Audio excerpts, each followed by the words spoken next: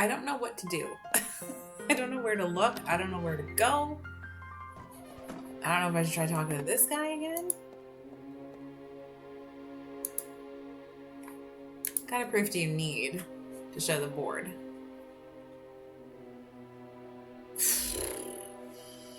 Intangible kind, of course. Of course. Something so conclusive that it would convince the ignoramuses on the board to reconsider their beliefs. No pressure. Of course. What a genius, huh? Whom? Ah, Williams. Yes. You know, he's never agreed with the university being involved in supernatural matters.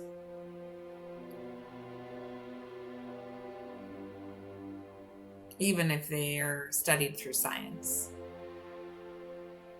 What happened with Professor Ward was the perfect excuse to close down the department, don't you think?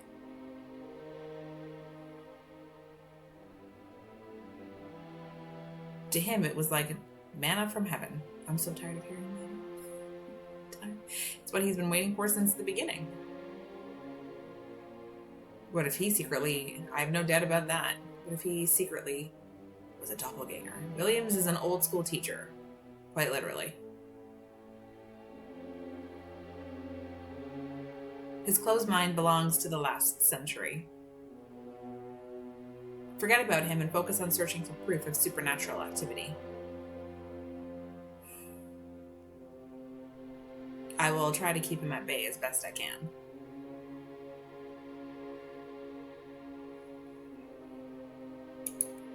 I still don't believe what Professor Ward did. Indeed. I'm still processing it myself. But the evidence is unequivocal, Patrick.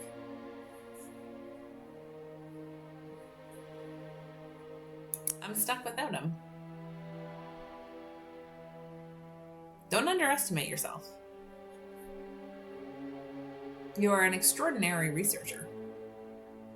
Conspiracy.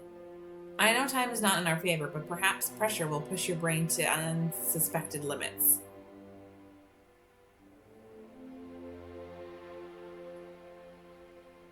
I bet on you, my friend. You shouldn't. Any ideas? I remember you said you were working on an electromagnetic field booster.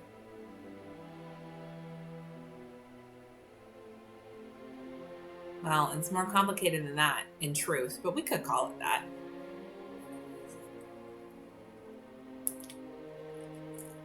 It served to stimulate supernatural activity, right? In a nutshell. In theory, yes. You could use it in this rushed investigation. Did you finish it? Does it work? I took it home so I could work on it during sleepless nights. It's only missing a piece, and I could give it a try. So what are you waiting for? Oh, did we get a new location? I'll see what I can find. Godspeed. Time is of the essence. Good luck. And Godspeed. Okay, I think we just got a new map location, so maybe that will help us out a bit. I have a fucking headache too. It's just, today has been a fucking nightmare. We have a new location. We have my house. Oh, a funeral parlor. Lord Blackwood. Oh, Rose, you did not mention there was a family gathering. We came as soon as we heard. We are very disappointed in you, Patrick. What? Do you have anything to say in your defense? I don't know what I did, so I don't know. I do not know what you are talking about, Lord Blackwood. Do not take us for fools, my boy. Your nonsense has finally exhausted this family's patience.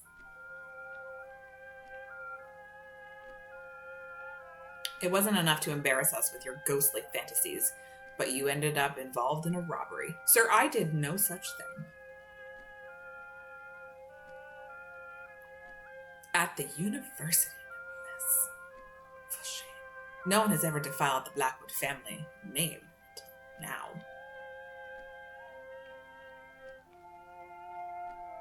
One moment. Involved? I had nothing to do with. Silence, miscreant. The only words I will tolerate leaving your lips are an apology. I will not apologize for something I did not do.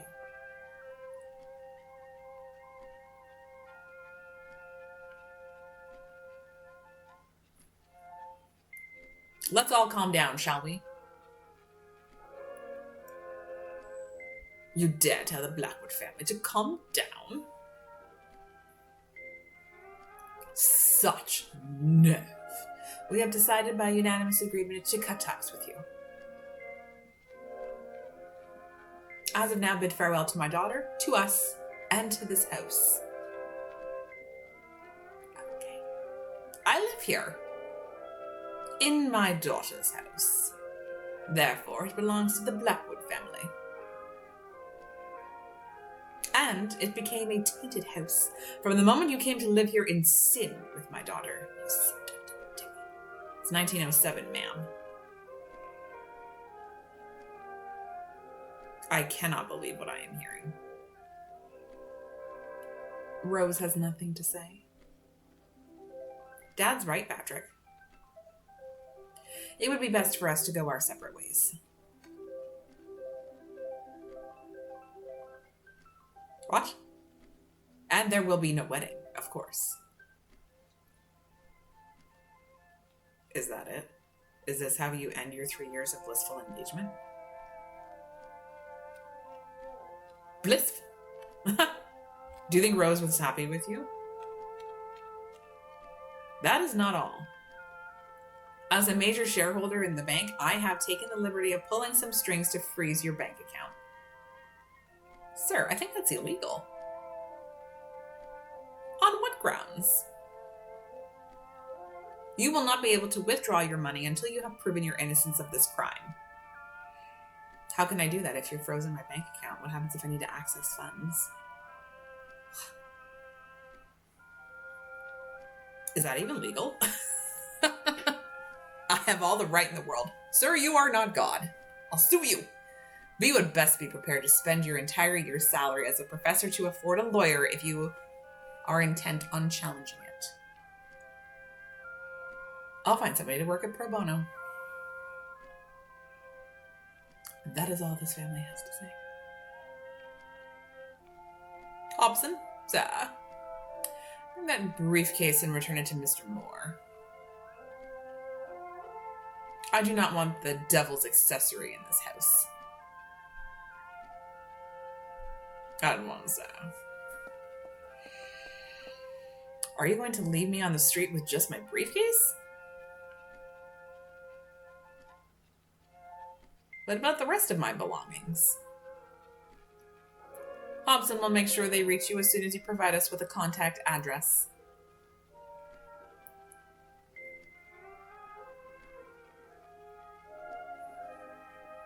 I will not stand for this. You are committing an injustice. Do you think we were wrong about you? Yes. Of course. Obviously. We were wrong once before to accept you as a member of the family. Oh, God. Such biting words. So I very much doubt that this matter can be called a mistake. Well, it's not legal what you're doing, first of all.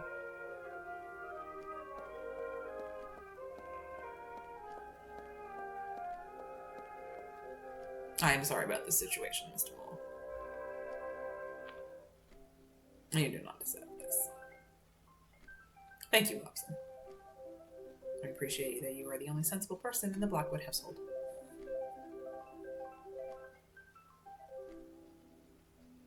What are they talking about? Hobson, hand in the briefcase and return to your place.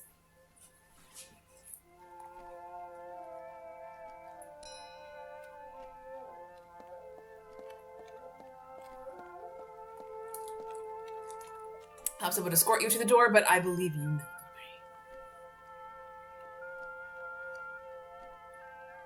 Hold on, Patrick. something before you go. I hope it is not the engagement ring. Well, you should give that to me. It is pure gold, right? But since you don't need it, I need it for money to pay for things. Take this. It would be rude to receive suitors with your portrait on the table.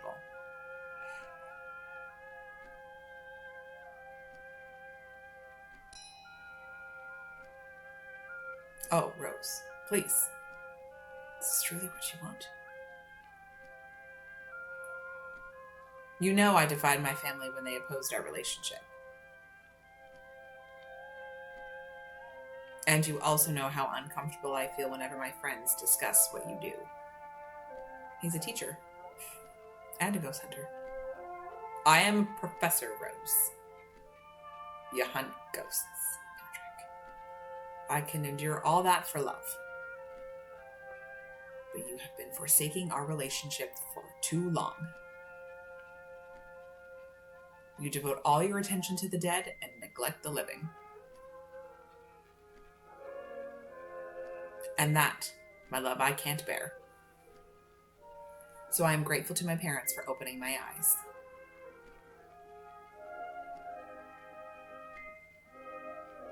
I know I've been very busy lately working on my prototype.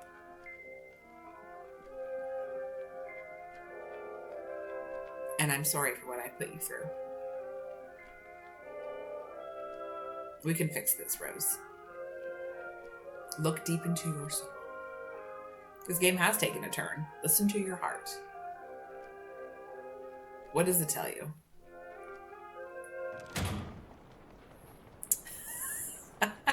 I see.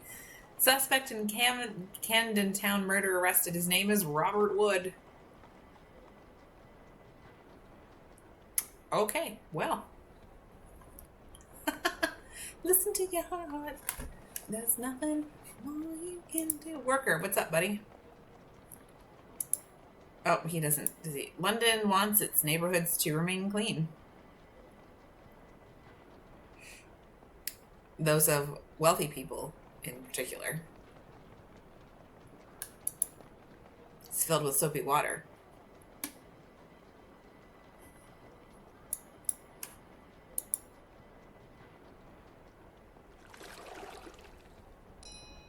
Okay, that takes care of that. Something Marconi. The eraser is clean with no trace of chalk. I know where that's got to go. Tim. Little Tim. I turned 11 yesterday, so spare me the little bit. I know, I just wanted the water.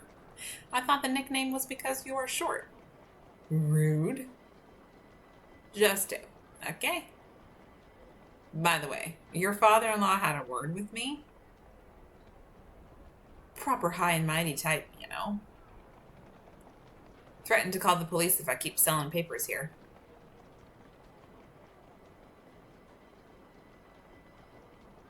Tell him if he's got issues to take it up with the newspaper and to stop bothering the working man. I know, I just wanted to dunk my eraser in some water and clean it. Now I don't have a house. A copy as usual, right, Mr. Moore? I have no money on me. Go to your house and get it. I no longer live there. Really? Well, you know, company policy. No money, no news. Can you tell me today's news? For free, please? Sure, why not? What topic are you interested in? All of them. Politics. The National Union of Women's Suffrage Societies has called for a massive march this Thursday. Hell yeah, brother. Oh. Do you believe women should have the right to vote, Mr. Moore?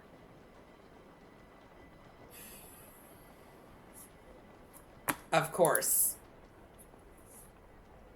That's exactly what my mom says. On the other hand, my dad says, what's next? Children voting?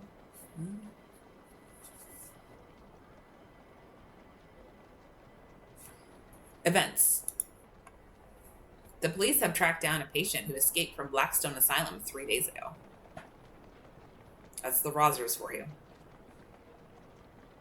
Upon being apprehended, he reported inhumane practices with the patients admitted there. That's the premise to like Outlast or something, isn't it? Scary place, that one, eh? I've heard some terrifying stories about that place. Is it haunted? Entertainment! Oh, fuck. Poor John by Ada Jones, the most popular song in England at the moment.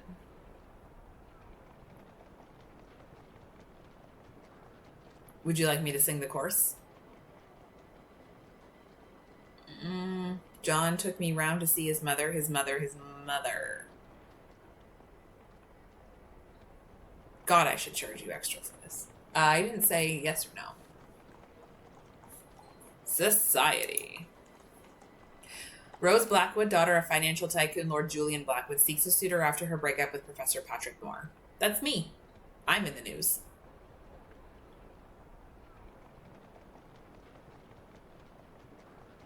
What on earth? I couldn't help but hear her father's shouts from inside the house.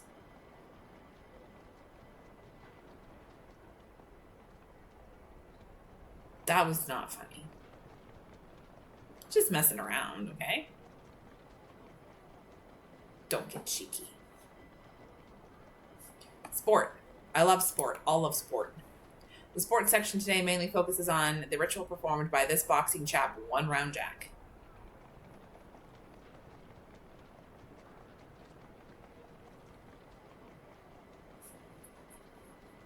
Apparently, he always walks into the ring with a bunch of violets.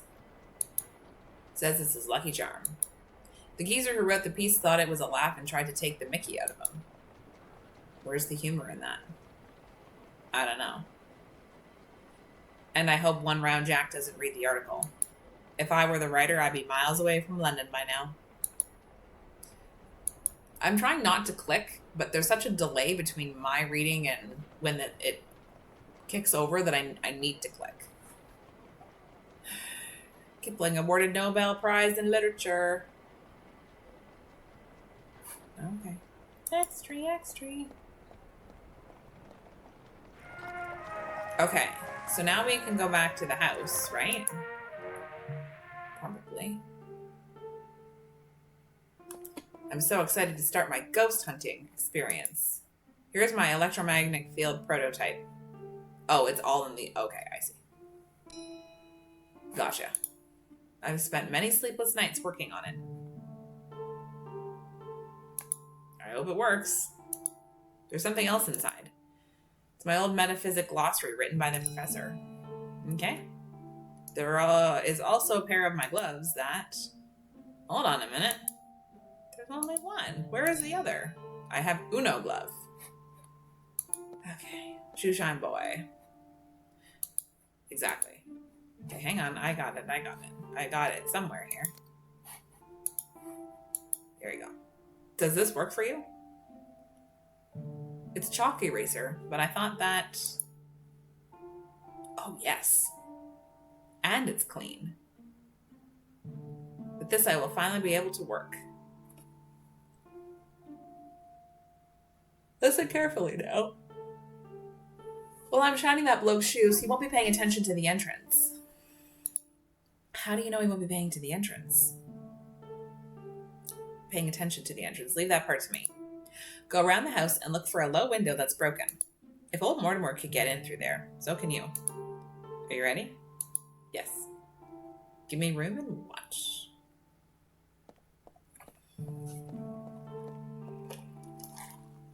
Oi, you. Yeah, I'm talking to you. What's your problem, kid? You got dirty shoes. I think the problem is with you. Have you taken a look at your shoes? My what? Mind your business, tadpole. Alright, but don't say I didn't warn you. Warn me about what? If the one who hired you were to pass by and see your shoes, you'd think he paid for a pigsty caretaker.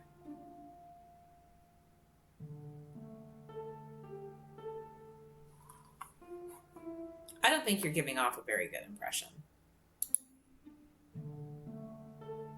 You bloody little trickster. How much would you charge to shine me shoes? Don't worry about the price. Someone like you can afford it. I have the most competitive prices in all of London. All right. But make it quick, all right? And make them sparkle. When I'm done with them, they'll look like they were just bought at Harrods. And if you want, for the same price, I can sing you a song.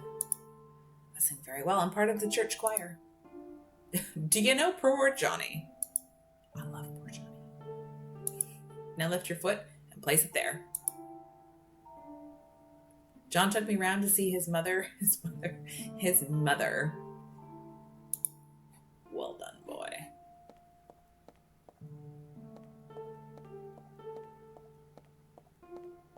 Let's hunt some ghosts. Goodness gracious. The odor of dampness in this basement is quite potent. It's almost unsanitary. Like there's a dead body? Maybe? Or I should light it first. Oh my god, do I have a way to light it?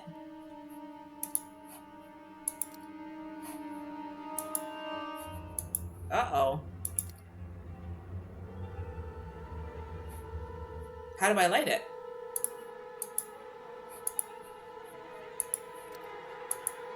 I'm getting stressed. Getting stressed. Where do I find the lighter? Why don't I have a lighter?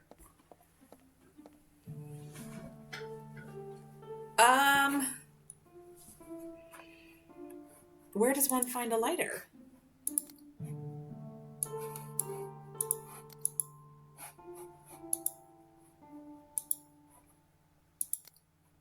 For God's sake.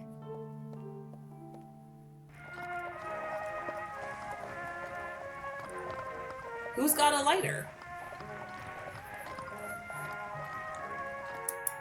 Oh, that's not where I wanted to go. I wanted to go to the other place. Sorry.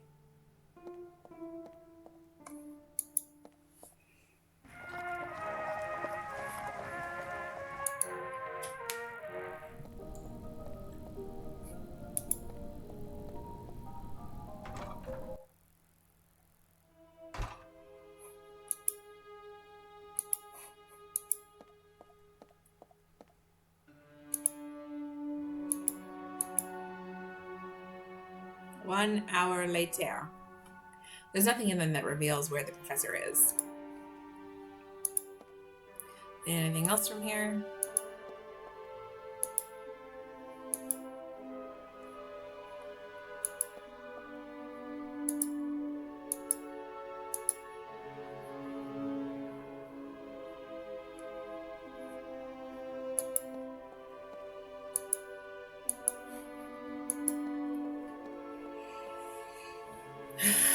I know, right? That guy better be paid exceptionally well for how good he's going to do. Okay, where am I going to find a lighter? Of all the places we've been to, where would be the most likely place that we would find a lighter?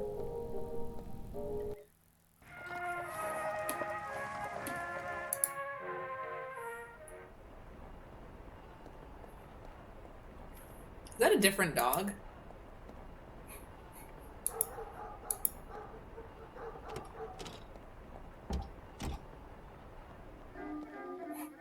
Oh, can I have this candle?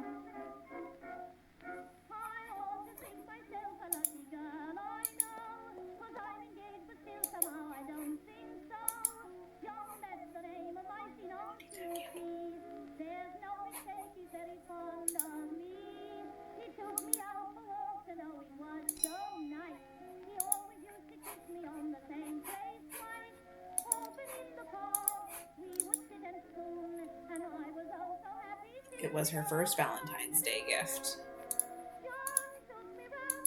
Can I put it on the wall? Not worth trying. Okay.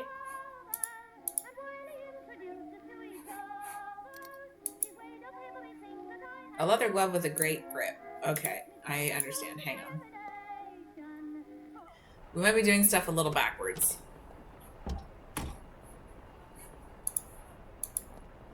This glove is quite rough. I hope my hand doesn't slip when I open the spigot.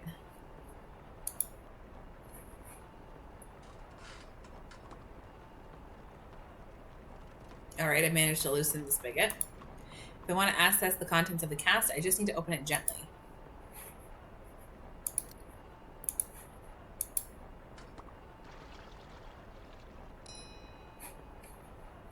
Okay, now I should be able to give this to her, right?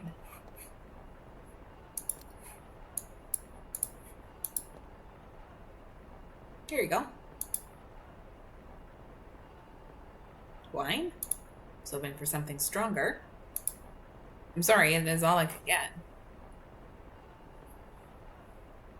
Well, if there's nothing else, take the fucking wine. Damn it. Did it not suit your taste? Are you kidding? It's delicious. Where did this wine come from? One of the casks at the entrance of the tavern? Good to know. I'll keep the glass. Now I know where to get supplies. All right, Mr. Moore. I'll tell you everything I know about that woman with your friend. She's none other than Beatrice Shaw. Beatrice Shaw? The medium? Exactly. Beatrice Shaw is quite the celebrity. All of London knows her. Except that barman, apparently. Bert? He's an idiot. Doesn't know a thing. Beatrice Shaw. That lady gives me the creeps. She talks to the dead. Did you know that? That's what mediums do, honey. She's so popular, it said the late Queen Victoria summoned her to the palace. She wanted to communicate with her father, the Duke of Kent, in the afterlife.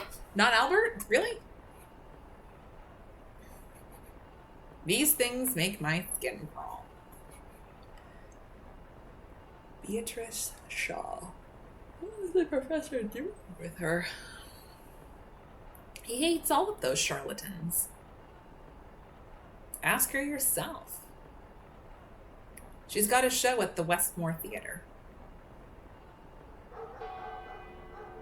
I don't know if I can get in there, though. I think I'll be on my way, then. Thank you very much for your help, Miss Kate. Hope to see you here more often, Mr. Moore. With money, of course. You know what I mean. Certainly. Next time, I'll treat you to another drink. Mr. Moore doesn't quite know what I mean. I don't want to be any further. I don't want anything from her. That's a pity. Okay.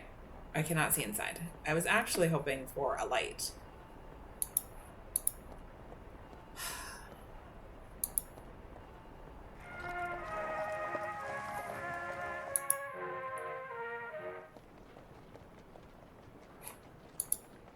Statements by supposed scientists supporting Beatrice Shaw's psychic abilities. Trying to form the sentence Beatrice Shaw is not something that I can just whip out. I do not know of any of them. They are probably false names. We got ourselves a fake.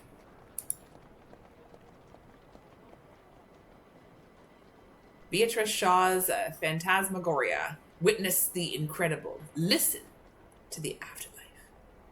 A Richard Westmore exclusive. The scientific community would take supernatural matters seriously if it weren't for these frivolous spectacles.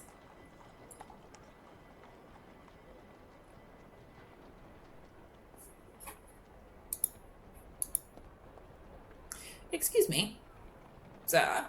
I would like to see Miss Shaw? Miss Shaw. I'm afraid that is not possible, sir. The performance is about to end, and all the tickets for the next show are already sold out. I do not think I have made myself clear. I'm not interested in the show. I just want to speak with her. Miss Shaw doesn't speak to the press. I'm not a journalist. An admirer? Not exactly. Doesn't matter who you are. Miss Shaw does not speak with anyone. I just need to speak with her. I'll tell you again, sir. Miss Shaw does not speak with anyone. Especially not with strangers. She is a private person. Could you tell her that Patrick Moore wants to speak with her?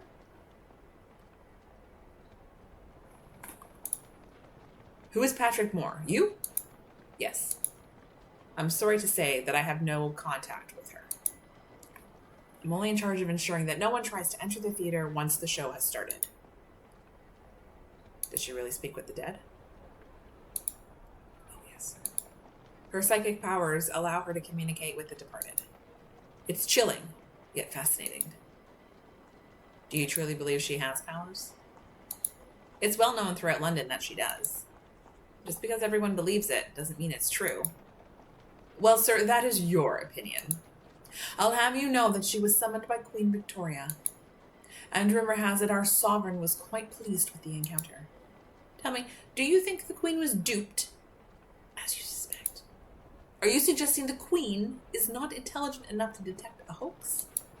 I won't stand for you besmirching the crown in such manner, sir. I have said nothing about the Queen. You are the one inferring it all. Is there any way I can speak to her? I don't remember if I hit this one. I can't do anything for you unless Mr. Westmore, the theater owner, instructs me to. Where can I find him? No, I wasn't serious, sir.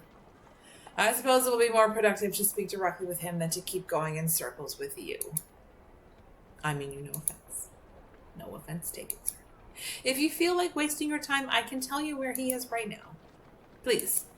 Mr. Westmore usually spends his evenings at the BASS headquarters, the British Association of Supernatural Studies. I have here a matchbox from the headquarters. The address is on the cover.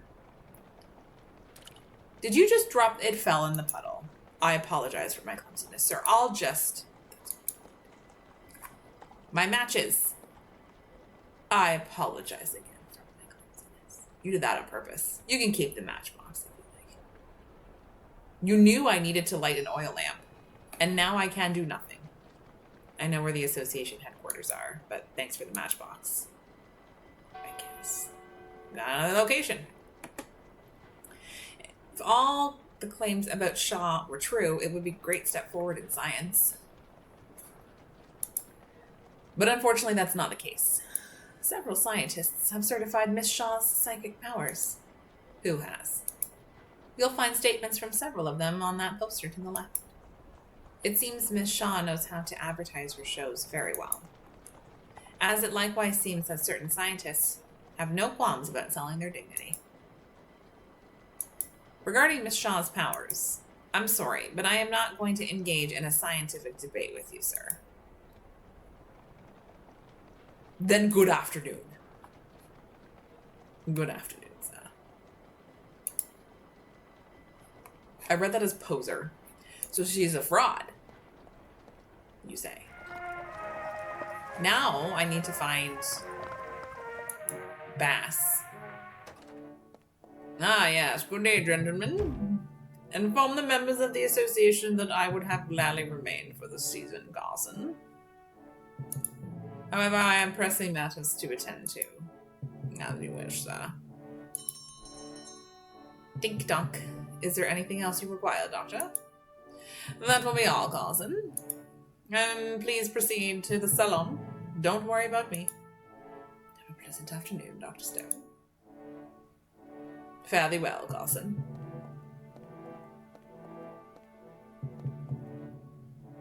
Professor Moore. Dr. Stone. What is the meaning of this provocation? Are you not ashamed to come here? What? What do you mean? You know perfectly well what I mean. Dear. That blasted article, isn't it? You and your colleague, Professor Ward, ridiculed this institution. No, it wasn't exactly like that. The editor of the Gazette of the Society for Psychic Research in London commissioned us to write an article about the role of the bass. I regret that we prioritized honesty over moderation. The language employed in that article was defamatory. If it is of any consolation, we should have not signed that article. It was not our intention to antagonize you. The excuses. Allow me to cite verbatim. Quote, any purported witness with a minimally coherent tale could pass through the scant filters of the bass and augment its, what is that, caustic archive? Indeed, however, quote, the bass proudly presents an extensive catalog of visual material which does not substantiate the existence of an afterlife, but rather illuminates the naivety of its members. You made a mockery of us in the eyes of the public. We have endured through enough deniers of spiritualism and skeptical journalists. Goodness me, you appear to be aligned with them. However, it is of no consequence. You know what? We were contemplating legal recourse against you both for defamation. But after Professor Ward's scandal, I expect it will not be necessary. The credibility of both Nelson Ward and yourself is now in tatters. I am unsure of your purpose in coming here, but I hope you receive the reception you rightly deserve.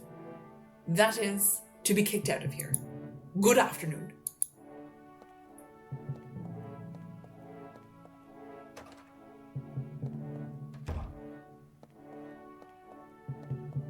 Okay.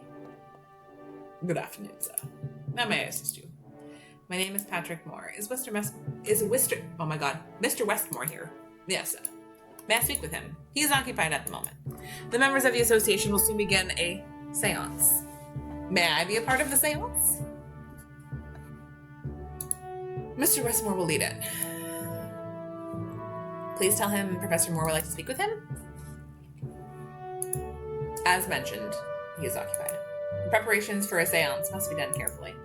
Please return later, once the session is over.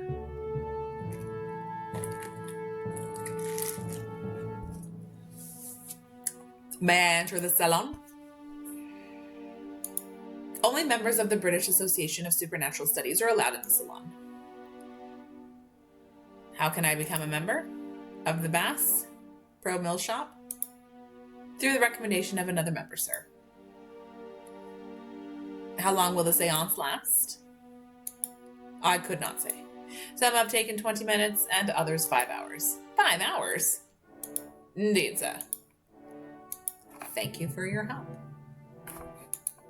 You're welcome. Now, if you'll excuse me, I have to proofread the latest issue of the association's newsletter before it goes to press. It would be troublesome if I missed a typo. Believe me when I say that a typo is the least of the problems of the association's newsletter. I beg your pardon? Nothing. We are not making friends. I think we're making enemies. Okay, so he's occupado. Book. A copy of the book Treatise on Primordial Fear. Really? It is a myth, an invention. The association displays it as if it were real. Photographs. Those are the photographs of all the members who belong to the Bass.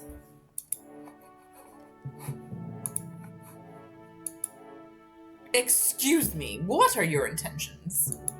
Me? Nothing. Please respect this institution. I tried.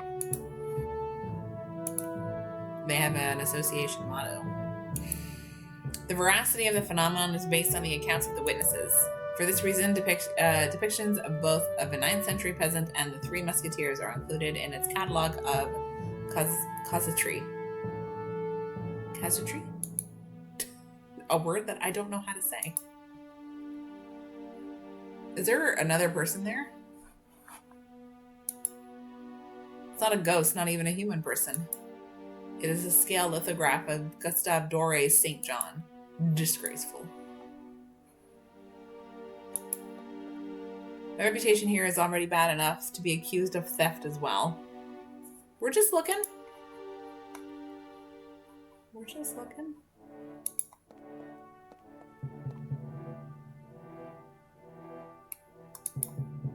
A crude montage. The ghost has been added using the double exposure technique. They even left space between the two people to center it in the frame.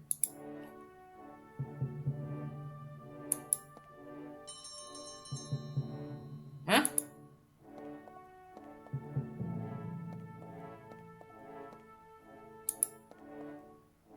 This is of number 17th issue of the British Association of Supernatural Studies newsletter. It contains articles with erroneous data, false information, and fabricated cases. What a waste of paper! The British Perforated Paper Company would have put it to better use. Gentlemen, is everything all right, Carlson? You called? No one has called for you. I thought I heard. My apologies for the interruption. The emblem of the bass. Latin phrase would translate as in search of truth. Sir, only members of the BASS are allowed in the salon. So we're gonna have to do something with that. Am I gonna have to ring the bell, do you think, and then go through? But then he would possibly see me?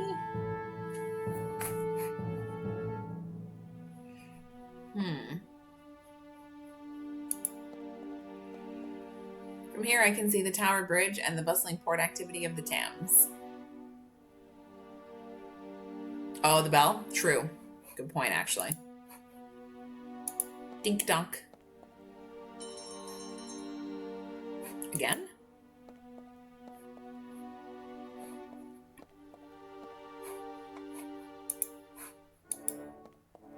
I would have to take down a portrait and remove the photograph. Place mine, hide the photograph I've taken, and put the portrait back on the wall. I don't think I have enough time before Carson returns. I must think of something that won't take so long. Please do not. But the bell. I apologize. Won't happen again.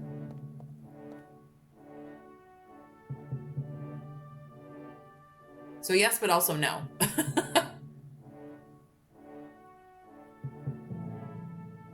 Huh.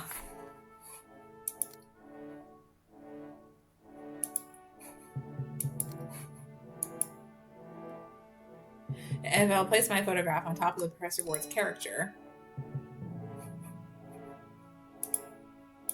Okay, maybe now.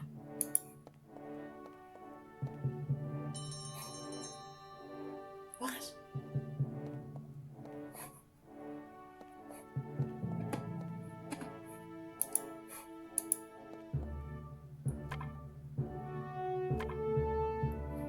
Have the gentleman called? Not now, Carson. The seance is about to begin. Do not interrupt us again. My apologies.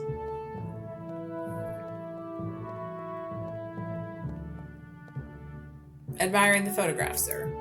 I was looking for myself in them. Miriam, third from the left in the third row. What? Let me see. Indeed it is you. We are Alistair Ainsworth. How peculiar. I could have sworn... I recall your name being Patrick Moore and that you were not a member of this association. Alistair Patrick Ainsworth Moore. That's my full name. And naturally, I am a member. May I enter the salon now, Carson? I suppose, yes. Thank you very much. You can return to your duties. Poor Carson. It's going to be tough out there if I didn't figure out, and by figure out I mean you figure out what we needed to do. I need to go to the seance. I want to be wowed by ghosts. Spoopy. Poor humble mortals gathered in the darkness. We light the path through the veil. Follow the path to the light and make contact with us. Ludwig van Beethoven. Honor us with your presence. What an interesting character. Beethoven was deaf, Westmore. Do you think he will hear us from the beyond? Silence. Stay focused. Oh, Ludwig van Beethoven, we beseech you to tear the veil that separates our realities.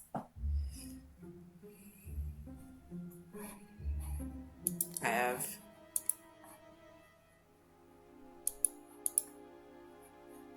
Fierce darkness making your way through the thin line between yourself and... I missed the rest of it. I think I should be still and quiet. Westmore won't help me if I ruin the seance. If you wish to communicate with the world of the living, show yourself.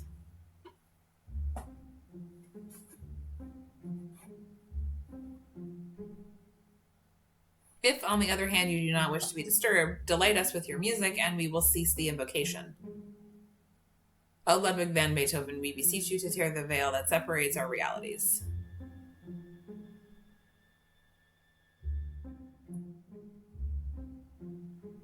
Pierce the darkness, making your way through...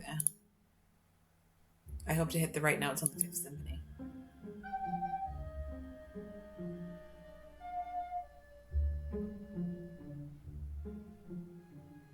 Oh! The spirit of Ludwig van Beethoven has manifested itself. as if his desire is not to be disturbed. So be it. Let us thank him for his kindness and consider the session closed.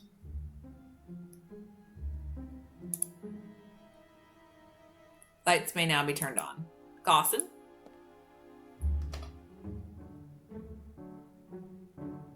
A success, gentlemen, isn't it? A success certainly was, Ma.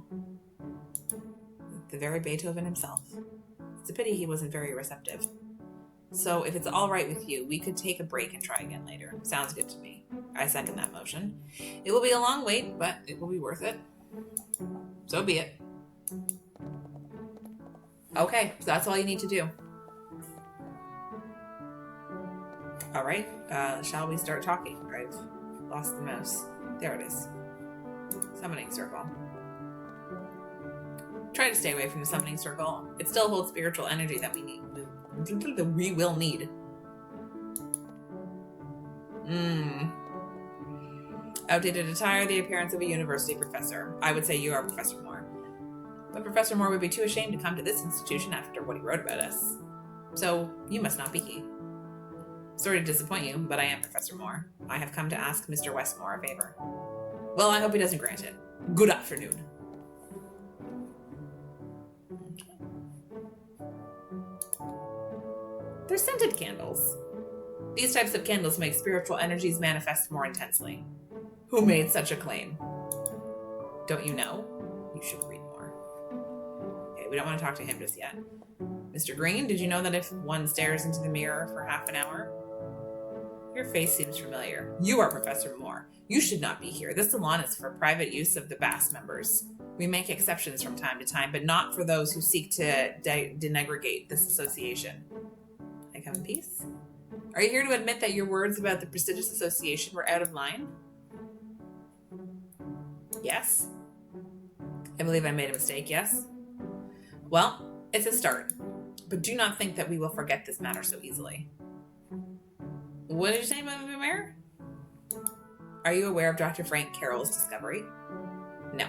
The doctor argues that if you stare into a mirror for 3 to 4 hours, the image it reflects is what you will look like in about a decade. Though I know you will disagree, of course. I would not like to disappoint you, so I would agree with that. With Dr. Frank Carroll? No, with you, when you say I won't agree with what Dr. Carroll claims. I need to speak with Mr. Westmore, if you'll excuse me. Percy Walpole? What are you going to say, my dude? A new member? Excellent. What's your name, young man? Alistair. Can't recall. You can just call me Alistair. You may address me as Mr. Walpole. I believe you have tried to invoke Beethoven. That is correct. And I think it was a waste of time. I could not agree more. I don't care for his music. I would have preferred to summon Mozart. It has been a pleasure. Likewise. I don't think he even spoke English, to be honest. It's the infamous Broton Castle of Roldavia, painted by the Dutch artist Verus Brandsma. The spirit of the necromancer Waldemir Gorobek is said to be held in the painting within the castle. Sure, Jan. Now, there is a library over here that I wish to investigate. I see several scientific essays on paternal natural topics, although the library is mostly stocked with gothic horror novels. All right, let's talk to Mr. Westmore. I think it was only German, wasn't it? Mr. Westmore? Well. I see Carson has lost his watchdog faculties. What brings you here, Professor Moore? I need to enter your theater. Which one? I own all theaters all over London. The Westmore Theater. It's quite simple. Buy a ticket and enter. Is that why you came here? I need to talk to Beatrice Shaw. It is of vital importance. Oh, Beatrice. She's quite sensational over London. Did not take you for an admirer of Miss Shaw.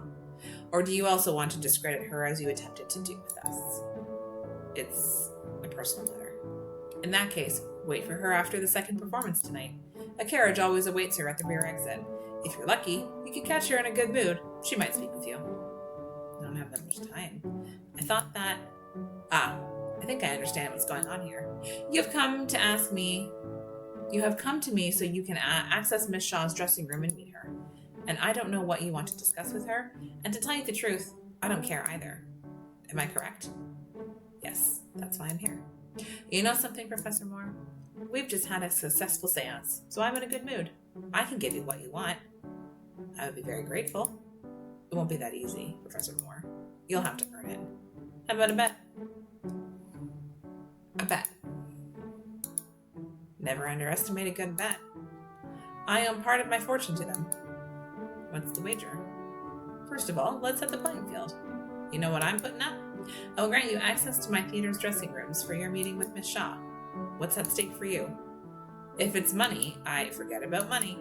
I'm one of the wealthiest men in England. I would ask you to wager a public apology in a national medium. But I know you're a man of convictions and wouldn't do it. Although I won't say no to something of value. Show me what you are wagering, and I'll explain the bet.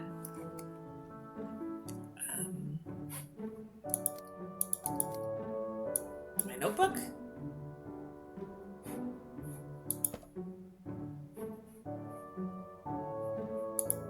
Mr. Westmore, yes. What do you consider something of value? Something material, of course. Okay. Does he want this? Do you consider that to be of value? Keep it to yourself.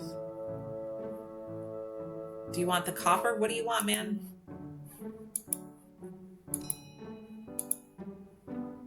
There's only one match inside, and it's wet. I don't think it will light. Can I steal a candle from you guys?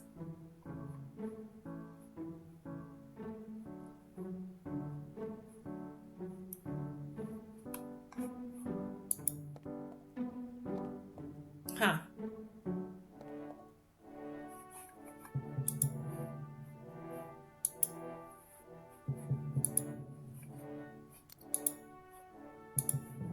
What are we doing with this? I need to light things.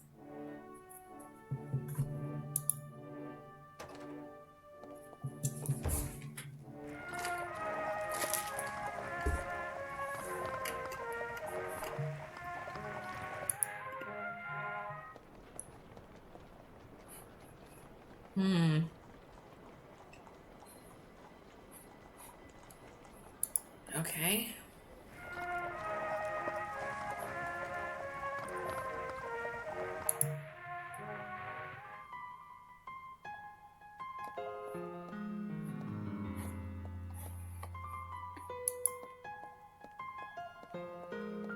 Oh, the painting's gone. Mr. Cook managed to remove the professor's portrait.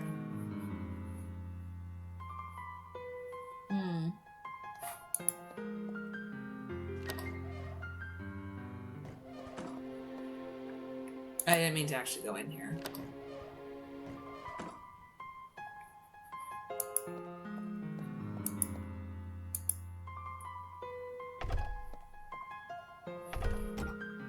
I gotta dry this match.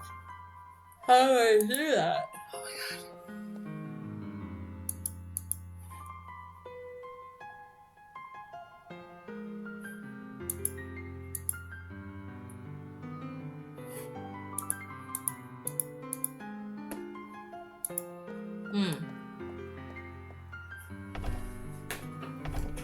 I need to dry this match, but how do I do that?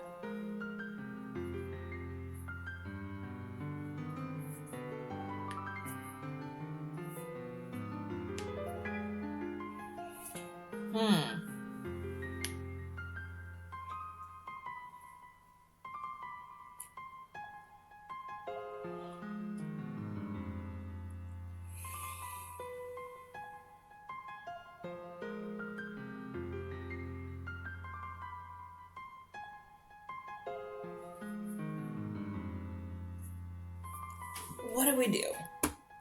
Where are we going?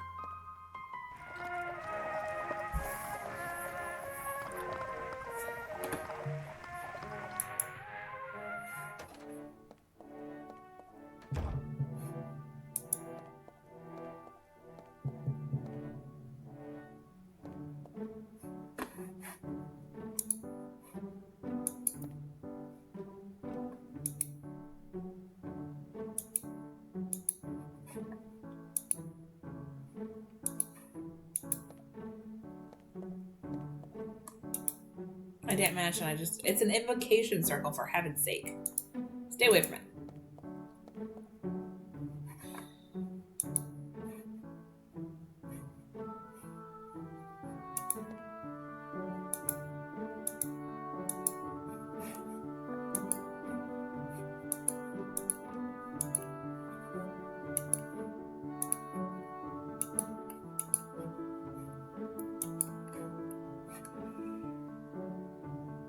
It's got a radiator in it? Oh shit, yeah, I do. We managed to radiate for a while. Hopefully the moisture will evaporate. I didn't even notice that.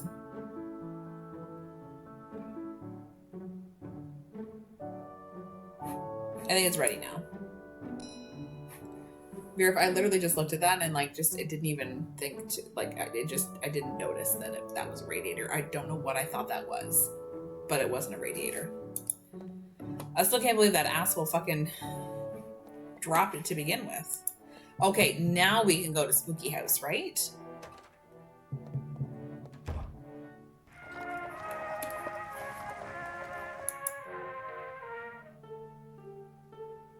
Oh yeah, that guy is getting like, he's gonna have, his shoes are gonna be so nice. They are legitimately he's gonna like polish them right through.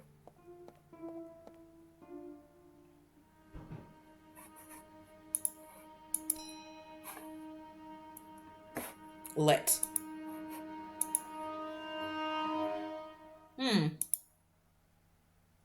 There's a table on the back wall. It's a good place to put the lamp.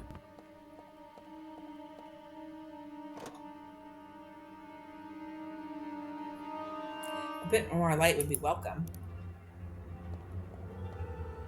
It's chilly in here. A temperature much lower than one would expect in a place like this. Without a doubt, it's an unmistakable sign of supernatural activity. According to the professor's notebook, the manifestations used to concentrate down here. Start investigating.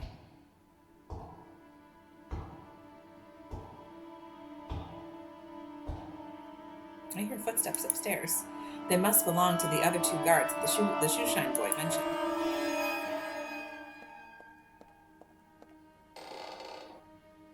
Oi, there you are. Was thinking we ain't never checked the basement. You fancy taking a peek down there? Go off then. Off you trot. But you're going solo. Hello. And then? I reckon you got a point. Let's forget about the bloody basement. It smells like a rat diet down there. All that stink of damp, and you've heard them noises too, ain't you?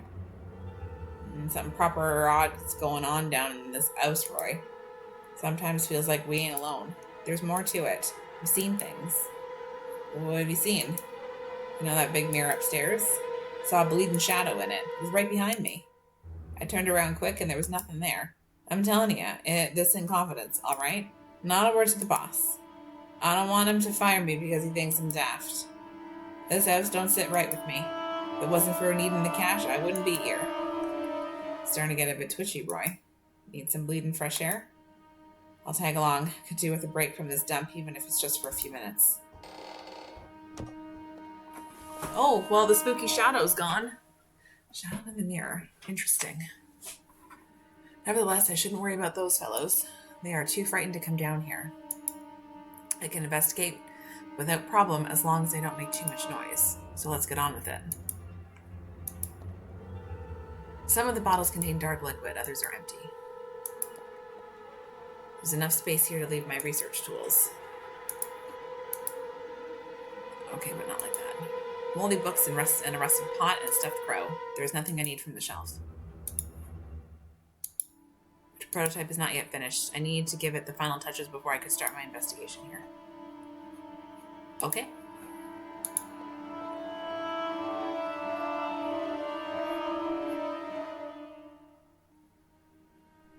Then the first ghost we have seen. I'm excited. Finally, the ventilation ducts connecting to the other rooms could alert me if those chaps return to the house.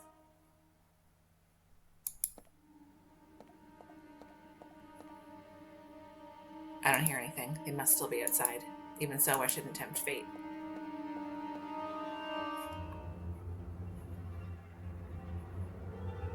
Am I missing tools? Is that what the issue is? Do I not have tools?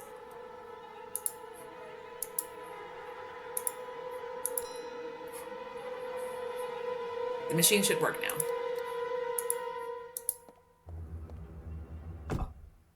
I hope it works. Our studies concluded that there is a certain relationship between supernatural manifestations and electromagnetic waves. Right now, the machine is agitating those waves to enhance them. It seems to be working. The temperature has dropped considerably. The next step is to make contact with the entities. As far as I know, Thomas Highmore was the first tenant of the house, and he hid himself in this very basement. From then on, strange phenomena began. Dear God! I'm so nervous. Here we go. Is anyone there?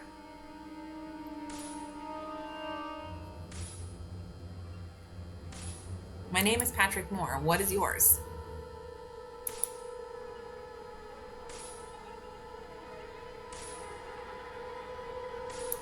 Reveal yourself. Thomas Highmore, I summon you.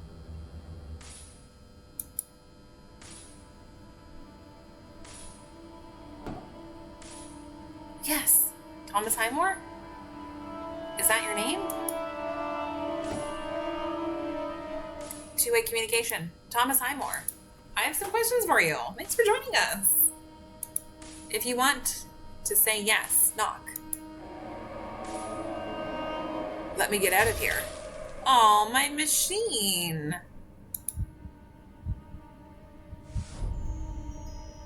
Incredible. The concentration of energy has just materialized out of nowhere. And it shit out something.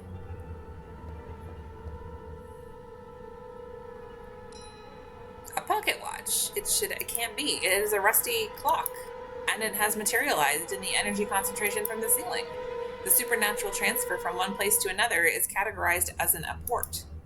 What I just witnessed was a portal to another dimension. I never thought I'd witness one. There's a date inscribed on the back.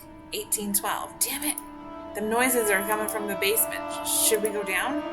Are you daft? There ain't no doubt this house is haunted. Let's tell Tom, and if he wants to go down, he can. Where's he at? Watching the door. Tell him to come run. I think the investigation's over for now.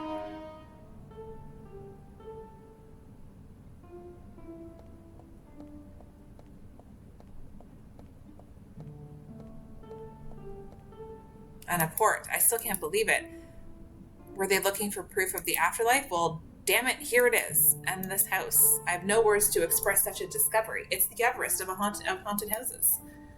You lot see that, you idiots? I managed to sneak out through the bleeding window. So if you heard noises in the basement, it's because someone slipped in through here. From now on, I want one of you keeping watch on the basement. Pick straws, but if I hear any more ghost stories, I swear I'll kick your arses. Got it? Fug. Good day, sir.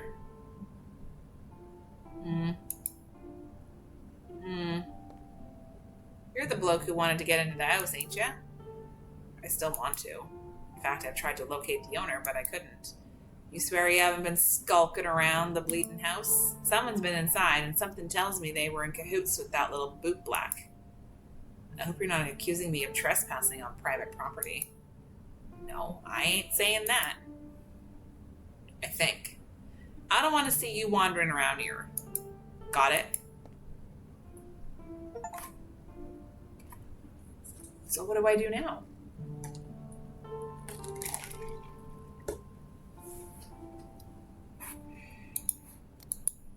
An old rusty watch materialized out of nowhere. This phenomenon is called an apport.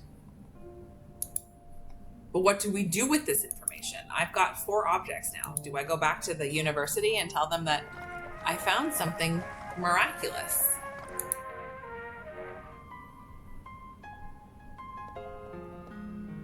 I really like the music here. Oh my god.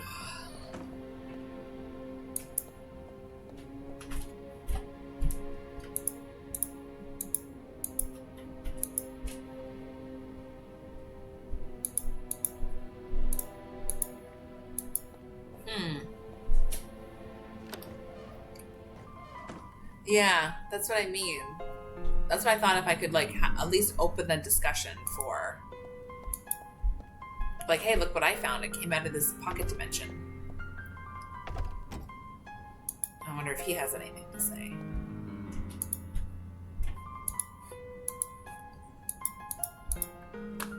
What if I showed him this? Frank, I have witnessed the manifestation of an import. Are you serious? I have it here. Is it really? My goodness, this changes everything. Where did it happen? In an old house on Benwell Street.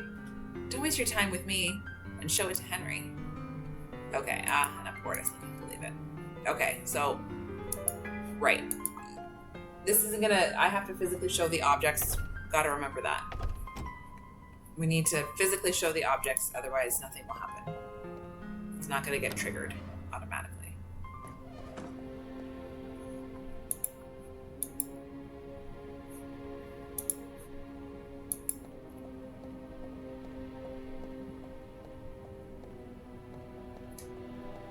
Henry, take a look at this.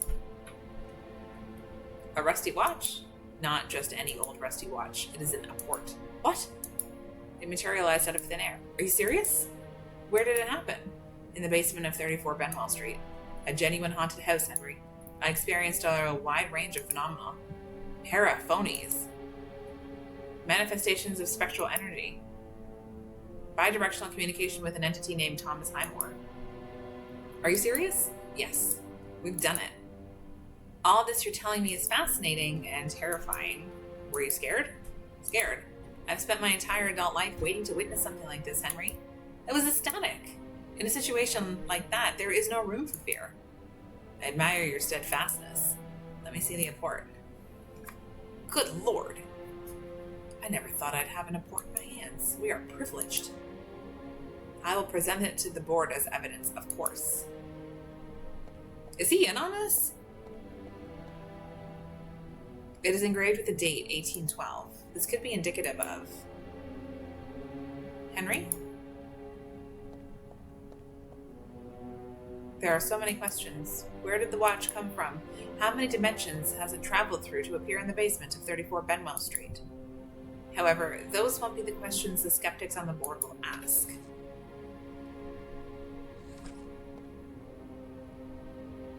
Take this necklace. Take a good look at it. Much to my dismay, I will play devil's advocate. What if I told you it just materialized in that closet? What would you say? Keep it, by the way. It has been there forever. It must have belonged to my predecessor. Okay? I know what you mean, and I'm aware that the watch is not conclusive evidence. Although you can ask the board to analyze it. That would give us more time.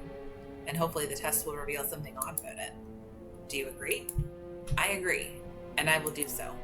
But what about the results you achieved in the basement? Can you repeat the tests? Yes, thanks to my prototype, but it got smashed and I left it there.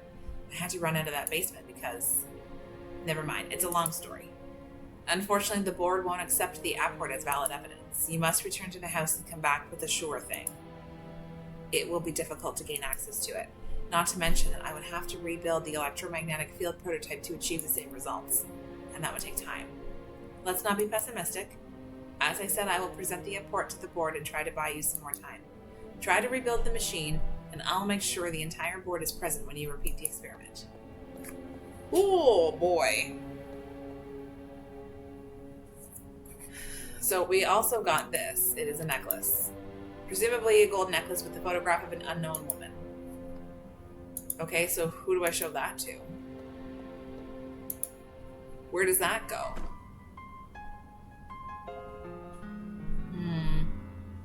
Should I ask this guy if maybe he knows what it is? Oh my god. I am wiped today. I don't know why.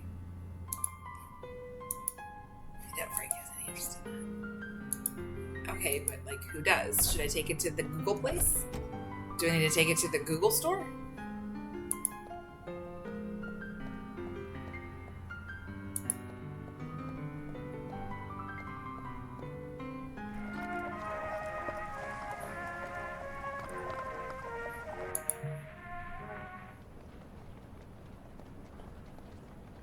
Grand premiere of George Ballet's 2,000 Leagues Under the Sea.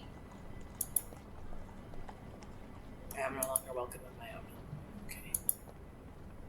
Hello again, Tim. Tim, of course. You're well informed about everything that's happening in London. That's my job. I try to read the most attention-grabbing stories in each edition so I can shout them at the top of my lungs and get the customer's attention. And not just from the London news themselves, but from the competition too. You're quite the professional. Can you tell me today's news? I'm only doing this because you're a good customer, but don't get used to it. What subject do you want to know?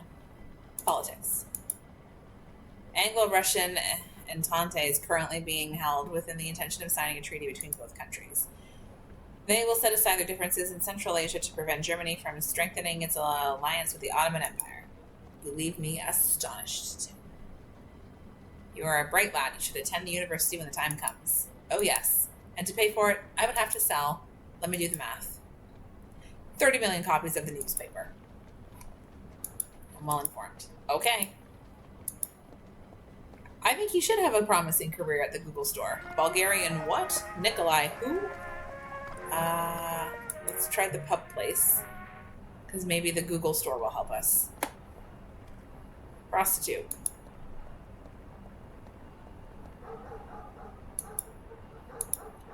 All right, let's go to Donovan and Fletcher. Pleasure to see you again, sir. Okay. Maybe if. No, bad idea.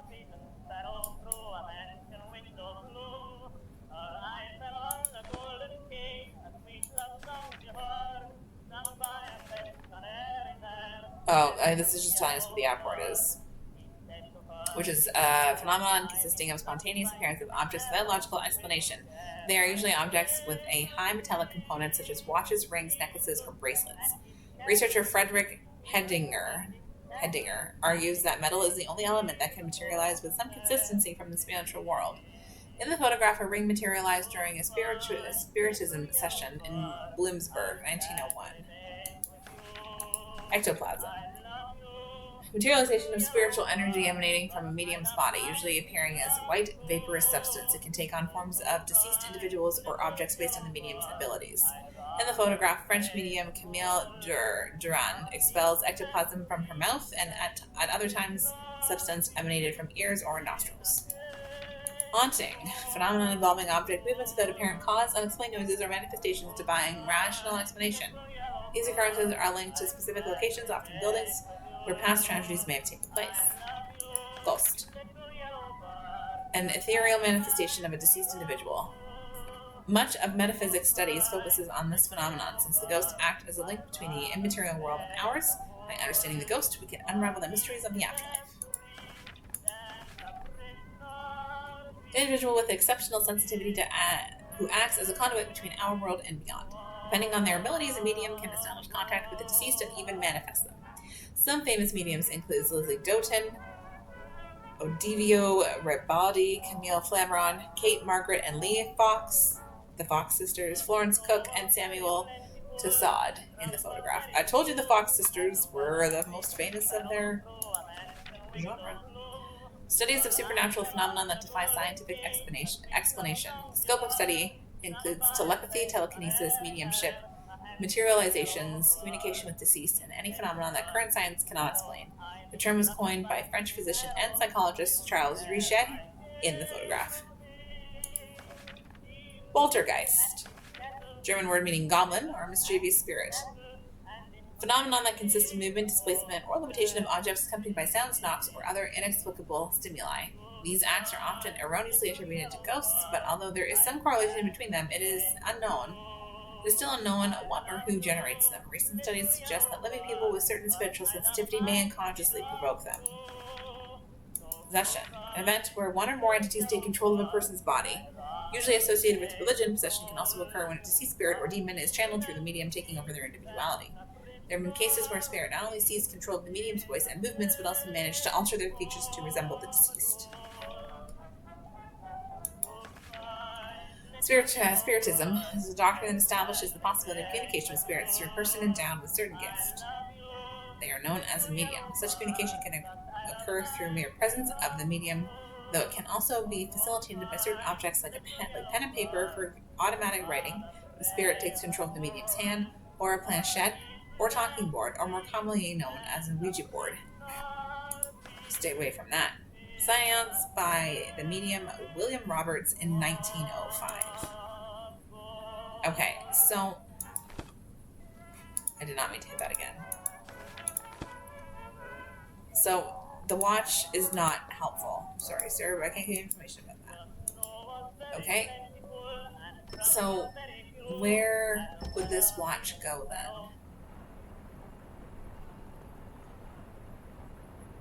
Oh my god. Could I take this to the society? Perhaps? And that could be my whatever it's called? The Bass Pro Mill Shop?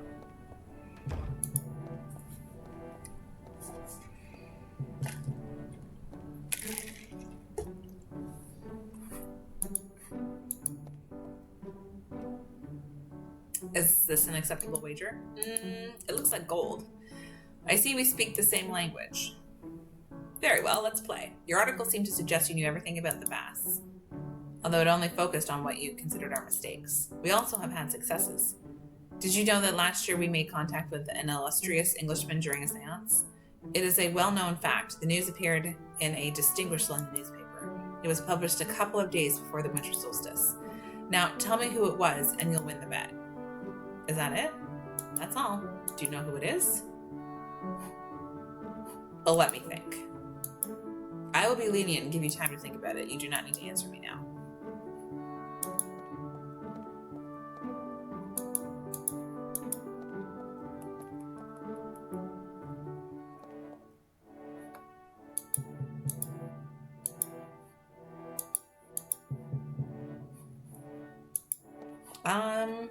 Okay.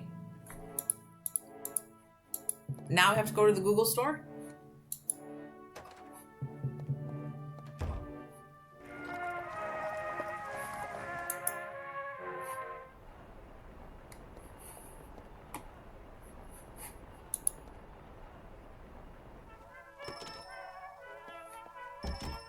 Welcome back. There are bad issues in London News, Globe Observer. I need information? What topic? I need information about the seance of the Bass. It is done, sir. How long would it take you to provide it? We're quite busy at the moment, so it could take a couple of days. Too long. Isn't there any way to speed up the process? Not unless you provide us with enough data to find the news quickly. It would help if you knew the newspaper, the article where it was published, the day, month, and the year. If you provide us with that information, we could locate the news. Would you like to try? Why not?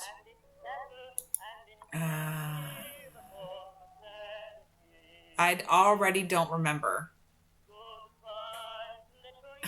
Shit.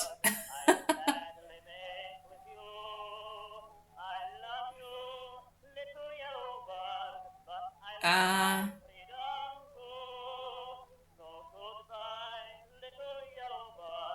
don't remember. Shit. London Journal, day and month.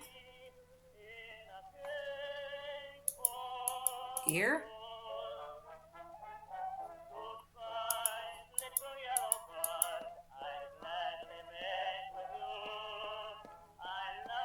I think I got the winter solstice right. I think the year was right. It said last year. Do I have a promising career with Google? I think the newspaper is wrong, though. I'm sorry, sir. Okay. All right, I gotta go back and talk to this guy again.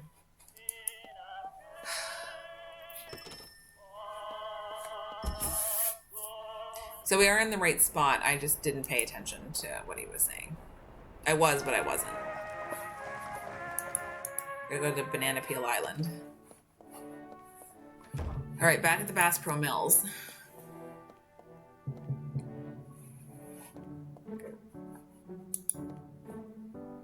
Yes. Could you repeat the question for me? Last year, we made contact with the distinguished Englishman during an impeccable seance. So 1906. You should know that. The news came out a couple of days before the winter solstice. Okay, so the 19th of December in a well-known London newspaper. Okay, a well-known London newspaper. Which one is the well-known London newspaper? Okay, so it is the 19th of December, 1906. Which one is the best newspaper?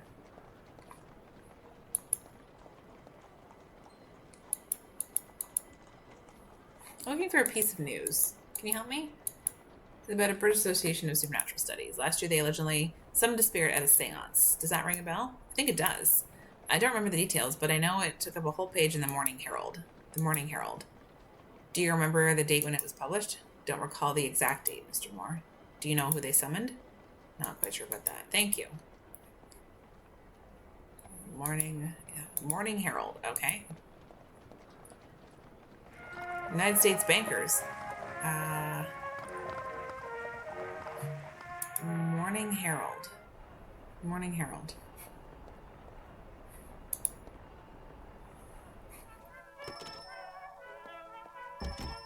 Oh, it's you. Welcome. The Morning Herald. Morning Herald.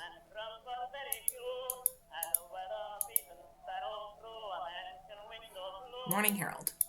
Day and month. The 19th of December, year 1906. Hopefully that's right. Maybe now I have a promising career with Google. Tim still has me running laps. Eureka. That sounds like good news to me.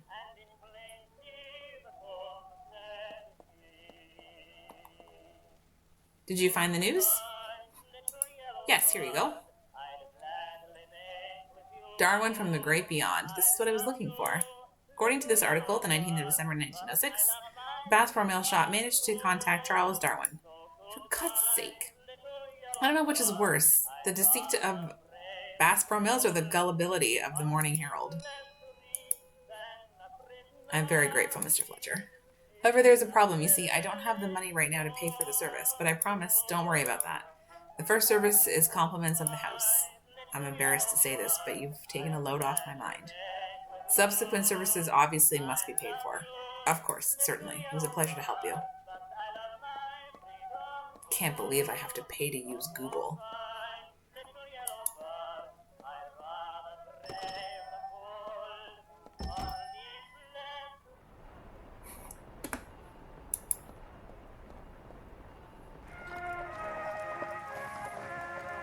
Back to Bass Pro Mills.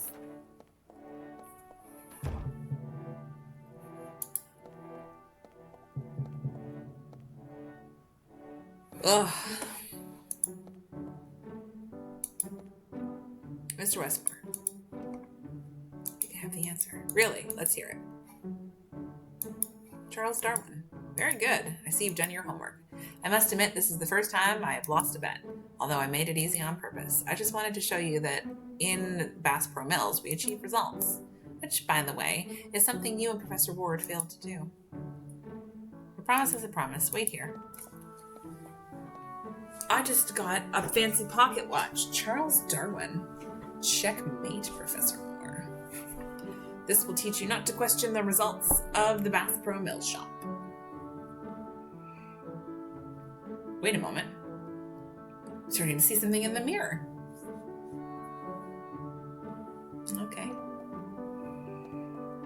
Professor Moore, come here.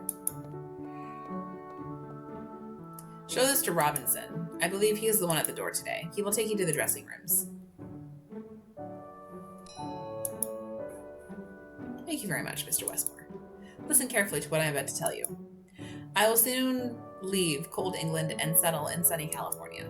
I want my daughters, Vivian and Helen, to grow up in a different kind of environment, more in keeping with the times. Despite all the technological advances we are experiencing, old England is still stuck in the past. What I mean is that I won't be here to defend the interests of the Bassboro Mills tooth and nail.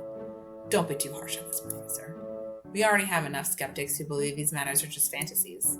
Believe it or not, you and I are in the same boat. Will you keep that in mind, Professor? I'm sorry to say that I will continue to hold the same opinion of this institution. I cannot go against my principles. But I admit that I should be more discreet regarding the association in the future. It's good enough for me. Give Miss Shaw my regards. Thank you again. Alright, let's go talk to a seance lady. The theater.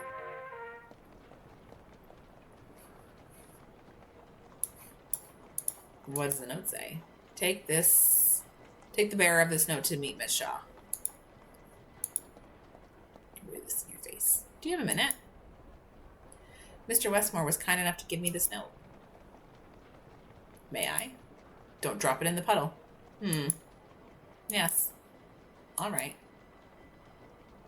The show is not over yet. I'll have Clark escort you to the box seat so you could watch the last few minutes. When it's over, he will take you to Miss Shaw's dressing room. Is that all right with you? It's more than all right with me. Please go in. I'll inform Clark. Ladies and gentlemen, it has been a great pleasure to share this magical evening with you. You have witnessed the possibility to cross the thin line that separates our plane of existence from the beyond. You have also been witnesses to how the dead still have much to say to those of us who remain in this world. I can only say thank you for...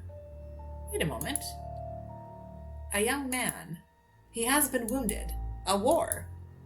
Far from here on another continent. He is calling for his mother.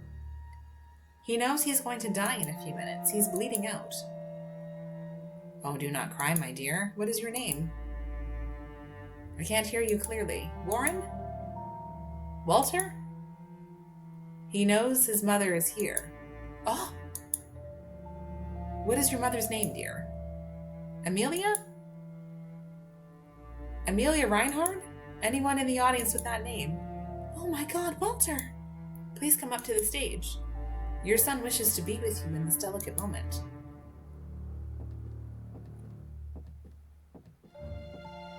Amelia Reinhard, that's me. Walter, Mom's here. Your son died in a war, didn't he? He died at the Battle of Rorke's Drift in South Africa, fighting against the Zulu Empire. He couldn't bid you farewell, but thanks to the fact that the spirit world is not bound by the same temporal rules as ours, we can remedy that. I want to say goodbye to him. Walter? Are you there, Walter? Walter, are you still with us? Yes. Here's your mother. Do you want to say something to her, Walter? This charade must end. Who is the fool who dares to interrupt communication with the other side? Drop the act, Miss Shaw. Your role as a medium is beyond your capabilities. Ladies and gentlemen, all the way from across the Atlantic, Harry Houdini, the great escapologist. A round of applause, please. I warn you, if you do not get off the stage immediately, I will lock 1,000 padlocks on that straitjacket of yours and have you thrown into the Thames. Let's see if this time you can manage to survive your star act. I see you not only engage in fortune telling, but also mesmerism. You have everyone hypnotized. Ladies and gentlemen, I apologize for this interruption, but you must know that this woman is deceiving you. What's happening, Miss Shaw? Ignore him, Mrs. Reinhardt. Miss Shaw is not speaking with Mrs. Reinhardt's son. She's never spoken with the dead. And how do you know my son died in the war? You are Amelia Reinhardt, owner of England's most important steel empires. Everyone knows that. Tragically, you lost your son in the war against the Zulu Empire. Are you getting the picture? Many of you are London society figures. Most of the information Miss Shaw has brought to light tonight is public. And what isn't, she and her team have thoroughly investigated about you beforehand. Digging deep into you and your deceased loved ones is to perpetuate this lamentable spectacle. Don't be deceived by the crude tricks of this fraudster. Walter? Yes? No, don't leave. I know what you're trying to do, Shaw. Don't go there. Walter says we are not taking him seriously. Stay with us. Damn it, Shaw. Walter says he has little energy left to remain in this place. Mr. Houdini's interruption has hastened the little time he can spend among us. Walter. Walt? Walter's no longer with us. I'm sorry you couldn't say goodbye to him, Mrs. Reinhardt. Damn you, sir. Are you proud of what you have done? Because of you, I couldn't bid farewell to my deceased son. Be rational, Mrs. Reinhardt. Your son has never been in this room. You have no heart, Houdini. How can you say this to a mother? Apologize or we'll make you. The audience is starting to get nervous, Houdini. You still have time to leave the stage. But haven't you seen what just happened? She used a mother's pain to emotionally manipulate you and... Stop it already, Houdini. These people came to see a show. If you don't leave right now, I'll punch you in the stomach. And what a show they will have. With your attitude, you're legitimizing these scams. You ignorant bunch. I'm sorry for what happened to Mrs. Reinhardt. Can't you contact my son again? Unfortunately, it does not work that way. You can return to your seat. That is all, ladies and gentlemen. We have traveled through remote and unexplored worlds without leaving our seats. We have heard everything the deceased had to say. I hope you've had an evening of unimaginable sensations, and remember, the dead speaks to us. We just need to pay attention. Thank you very much for coming. I told you guys Harry Houdini didn't like fucking people like this. He made it his life's mission. If you'd be so kind to wait here, Miss Shaw will attend to you shortly. Thank you very much.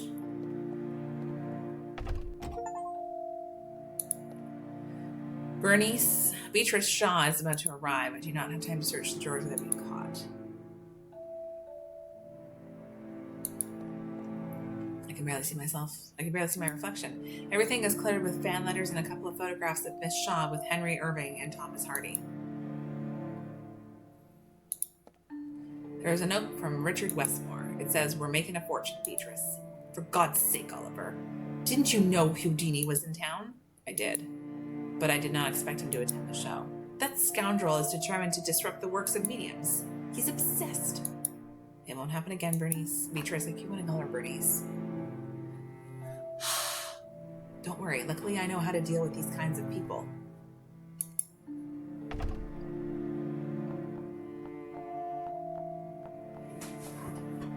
Patrick Moore. It's about time I finally met you. Do you know who I am, Miss Shaw? Of course. And let's dispense with formalities. Call me Beatrice. Nelson has told me a lot about you. In fact, he never stops talking about you. Let's cut to the chase, Bernice. Do you know where Professor Ward is? At this hour? The university, I suppose. You should know better. He's not there. Well, where is he then? I was hoping you could tell me. One moment. Have I missed something? Professor Ward has absconded with a significant sum of money from a donation to the university. Nobody knows where he is. Nelson, a thief? Impossible. He doesn't care about money. Why would he do such a thing? I wondered the same. I'll ask again. Do you know where I can find him? Ease your tone with me, young man. I don't know what you're insinuating, but I'm as confused by the news as you are. I'm sorry. It's been a very tough day. First, I found out my colleague is a thief. Then, the board expresses its desire to shut down the Department of Metaphysical Research if I don't prove the existence of the afterlife in 72 hours. To top it off, my fiancé has broken ties with me. I've been kicked out of my own home, and all my money has been frozen in the bank. I'm a nervous wreck, so permit me some vehemence. Oh, I'm so sorry. Believe me when I say I have no idea where Nelson is. You were seen with him at the Red Lion. And you thought I was his accomplice, did you? Your informant never considered that we were just two old friends having a pint at our usual haunt. The Red Lion is the perfect place for me to go unnoticed. They are too drunk to recognize me. What is your relationship with the professor? Are you lovers? No. Nelson has never shown interest in romantic relationships. I have no interest in men either. We've been lifelong friends. We grew up together in Whitby. We have hardly been apart ever since. The professor never spoke of you. We're talking about Nelson, so does it really surprise you? I admit we basically only talked about professional matters. I gave up on talking to him about his personal life. Don't blame yourself. I have to be very persuasive to get him to talk about anything other than metaphysics. Nelson lives in his own world. He never wanted to be diagnosed, but I think he has early onset hyperbophernia? I suppose that's why he's as an eccentric person. That would explain a lot. But he's the most uptight, honest person I know. Upright. So all this talk of theft and flight has me baffled. Something smells fishy about this. I'm just going to say it. I don't believe you have psychic powers. You're right to think that because I do not have such powers. It is all a charade, as that buffoon Houdini pointed out. My calling is scientific, Patrick. My dream has always been to pursue science, but they wouldn't let me into the university, a place exclusive to men. Everything is exclusive to men in this rotten society. I had to be self-taught, and I have become a good scientist, but damn it, I can't prove it. I find it curious that, as a scientist, you have no qualms about what you do. I take money from those who hindered my professional career. I have managed to amass a fortune at their expense.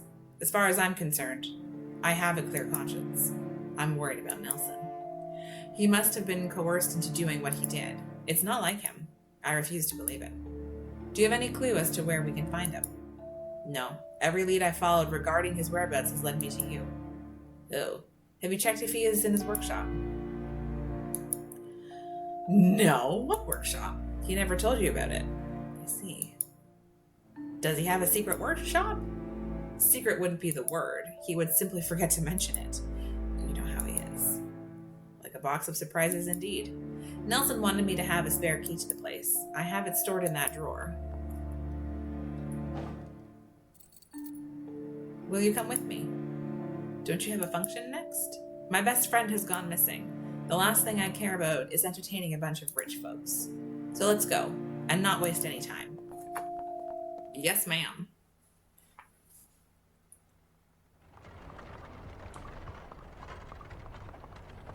Why don't you take a nap? I'll let you know when we're about to arrive. I don't trust you, actually. I don't trust you. I'm all right, not to worry. I won't insist. What's your story, Patrick? Excuse me? Both you and the professor are obsessed with finding out what lies beyond death.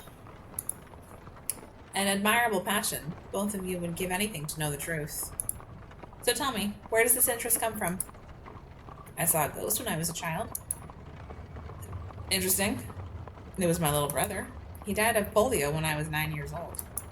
I'm so sorry. I can't imagine how hard it must have been for you.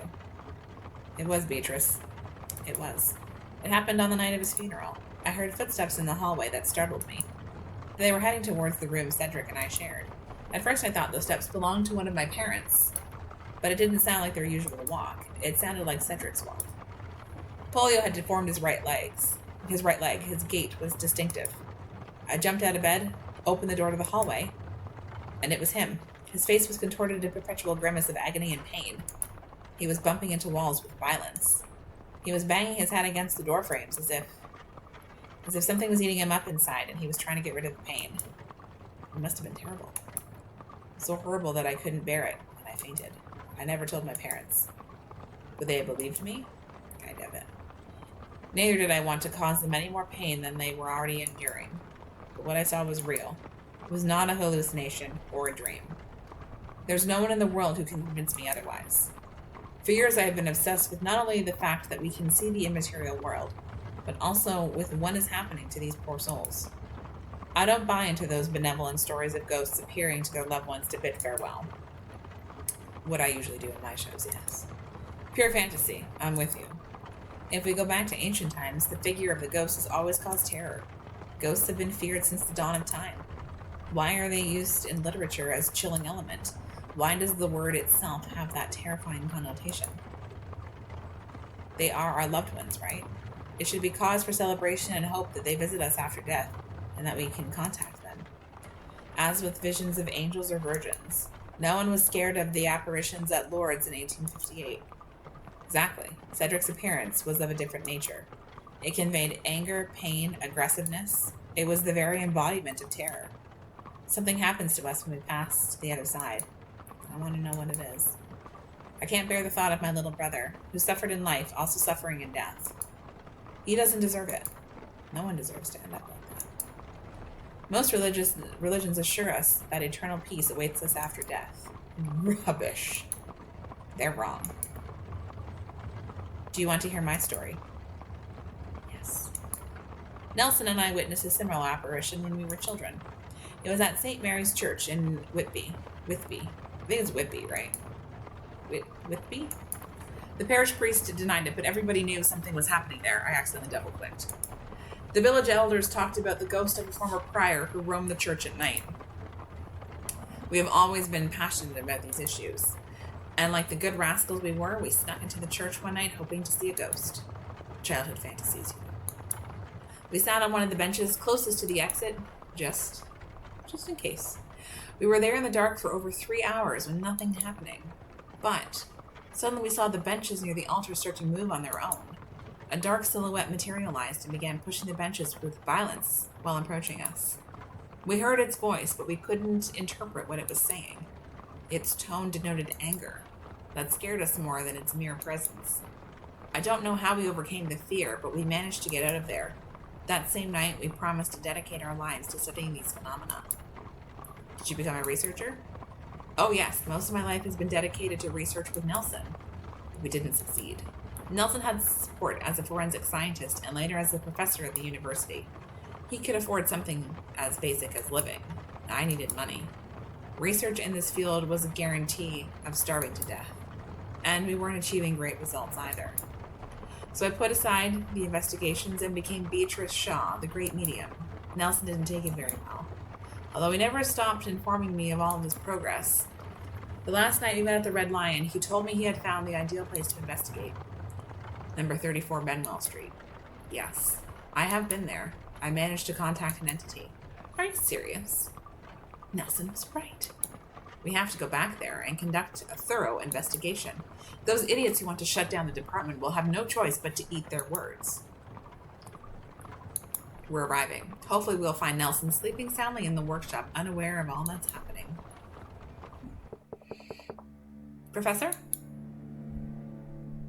It seems to be no one here. There seems to be no one here. Let me try. Nelson, you fool. Open this blasted door. All of London is looking for you. I'll open it. He's not here. We should search the laboratory. Maybe there is something that will give us clues to his whereabouts. Good idea. I think the light switch is nearby. Where? Ah, here it is. Let there be light. Let's turn this place upside down. Machine. Looks like a high-powered electric generator.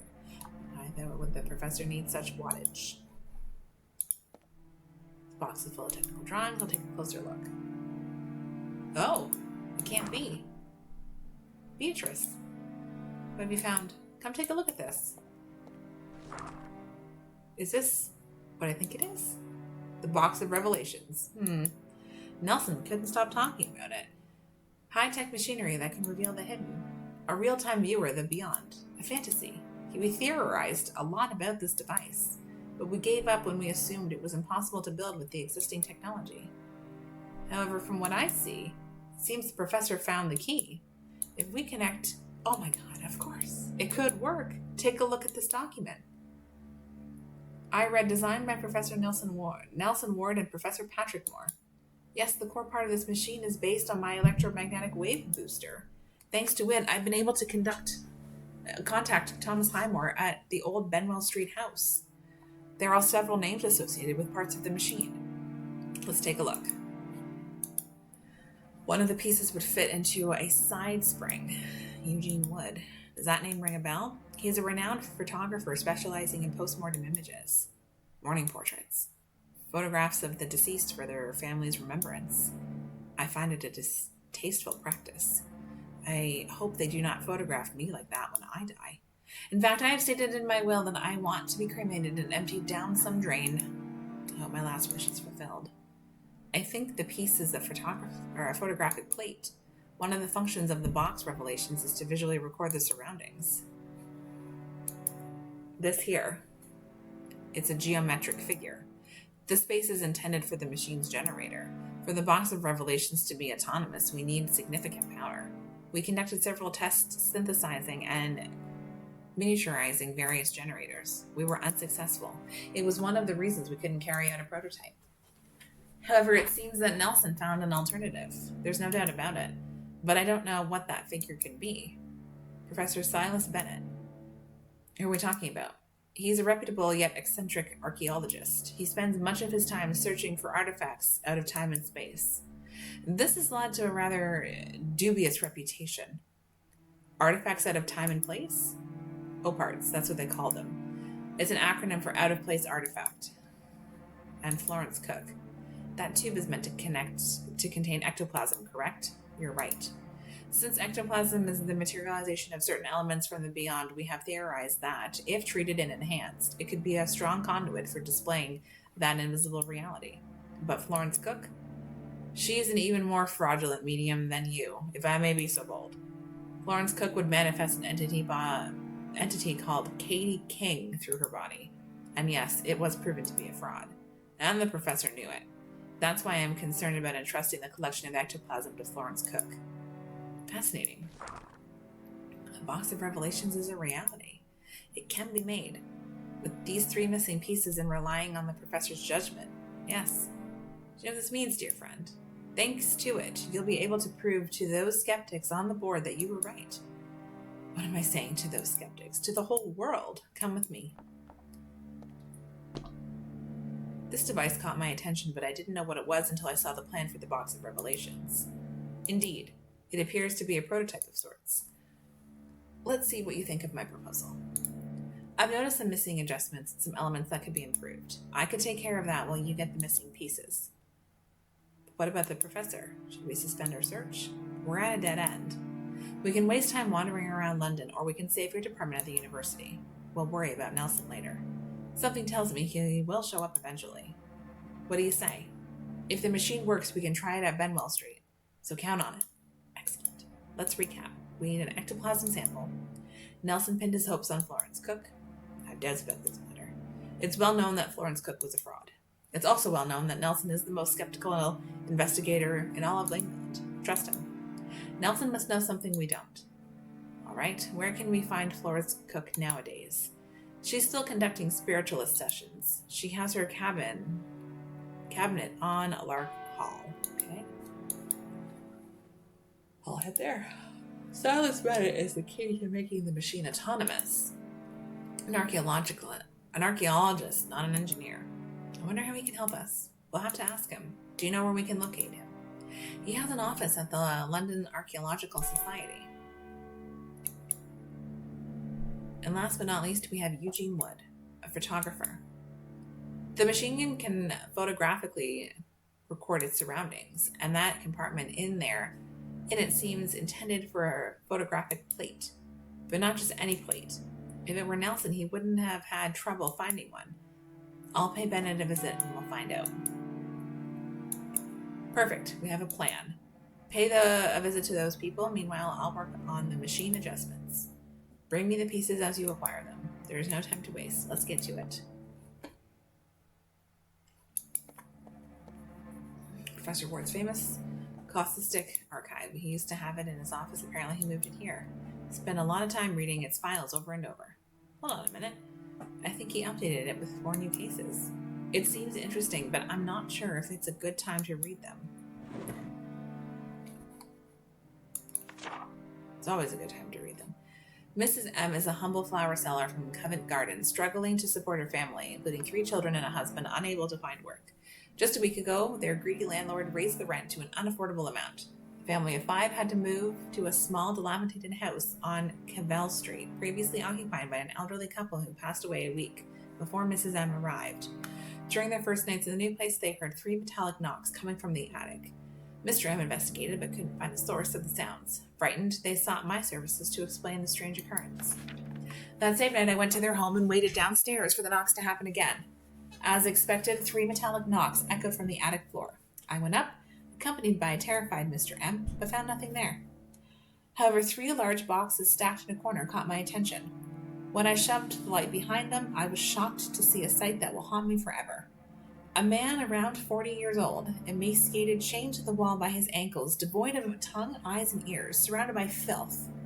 Despite his condition, he somehow sensed my presence and struck the floor with a plate 3 times. Neighbors later identified this unfortunate soul as the son of the elderly couple, unseen since he was 15. It seems he had been living in that attic, in such a deplorable state, all those years. A reason for his horrific punishment by his own parents remains a mystery. But there is one thing I know for sure. The living are more to be feared than the dead. Terrifying. Okay. Case of Voices from Beyond. Brian Stewart, a renowned psychiatrist and follower of Jean-Martin Charcot, is a busy man reluctant to waste time writing up his research findings. To streamline this process, he uses a phonograph to record his notes for his assistant to transcribe later. He sought my help because strange, distant voices mysteriously appeared in one of the cylinders. Stewart played the recording for me, and after a brief silence or two, I could hear them. They were nonsensical phrases. Some whispered. Occasionally a word of Latin would emerge. After a long silence, the voice of the psychiatrist would resume dictation for his assistant. While it's uncommon for indeterminate voices to manifest on a sound recording, this phenomenon is known as EVP, electronic voice phenomenon. I suggested an experiment to Stewart, leaving the phonograph alone in a room to record ambient sounds in the hopes of capturing those voices again. We tried this, but the device picked up nothing. I speculated that the phenomenon might only occur in the psychiatrist's presence, so we repeated the experiment with Stewart, speaking directly into the phonograph while I observed from a corner in the room. The esteemed psychiatrist, to avoid wasting another cylinder, used the recording to dictate notes on a case that he had been working on for weeks. He spoke continuously for several minutes until he abruptly stood up, pacing the room and whispering random phrases and paraphrasing lines from the book De Secretis Milurium, oddly in Latin. I approached him, and I could see that he was in a semi-catatonic state. Another researcher might have concluded that this man was under a possession of an entity from beyond. But I am a professional, and I examined and confirmed that he exhibited all the symptoms of schizophrenia. I feel sorry for him, but I regret even more not having heard a real EVP. The case of Westminster Abbey. With great secrecy, I was led to Westminster Abbey by request of Bishop Thomas Stevens. I was told that the great organ built by William Hill in 1848 played each night by itself without human intervention. Scarceton Anthony Hoyle suspected the culprit was the ghost of the old organist with whom they did not end up on good terms, as he was laid off due to his alcoholism. The new organist, Paul Latham, showed me what a work of art the instrument is, a bulk of tubes and pistons that extend to the ceiling. Given my ignorance in these matters, I asked him if it was not possible that air came through the tubes and made the instrument play. He said it would be possible, but not with enough strength to play as loudly as it did during the night. He added that what you could hear was no melody, but a string of distorted noises that makes one's skin bristle. Sorry. There was a lot of reading in here. The organist offered a small snack in the form of an excellent wine and delicious Swiss cheese, then asked me to attend his rehearsal, so that I could hear for myself the sound of the enormous instrument, and so that he could brag about his skill with the keyboard, I imagine. When he was finished, he asked me how I liked the piece he just played. I do not know a lot about music, so the only thing I told him was that he had some chunks of cheese in his bushy beard. He left annoyed, and I do not blame him. I am aware that my social abilities leave much to be desired. I miss Patrick, my colleague. My colleague knows how to connect with his fellow man. In the early hours during my watch, I was sitting in one of the seats closer to the organ when I heard a cacophony emanating from the instrument. They were right. No one was at the keyboard.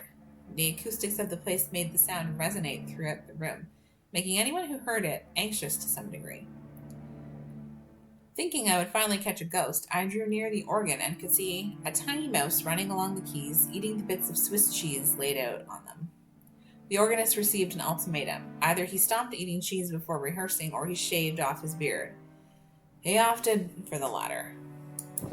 Nature. In the case of the sheep ghost. Lovely. Sir Clarence Hoffman, of the famous theatrical author, required my services as he claimed several strange phenomena were happening in his house. The residence is near Piccadilly, and I will omit the street and number by express desire of his wife. Hoffman's tale was that at midnight several times already a figure wandered through the corridors of the house. The story was corroborated by his servant, someone called Fritz Mayer. Mrs. Hoffman did not want to talk about it, though. Her husband excused her, explaining that it was hard for her to give any details about this phenomena as the mere mention of them affected her nerves.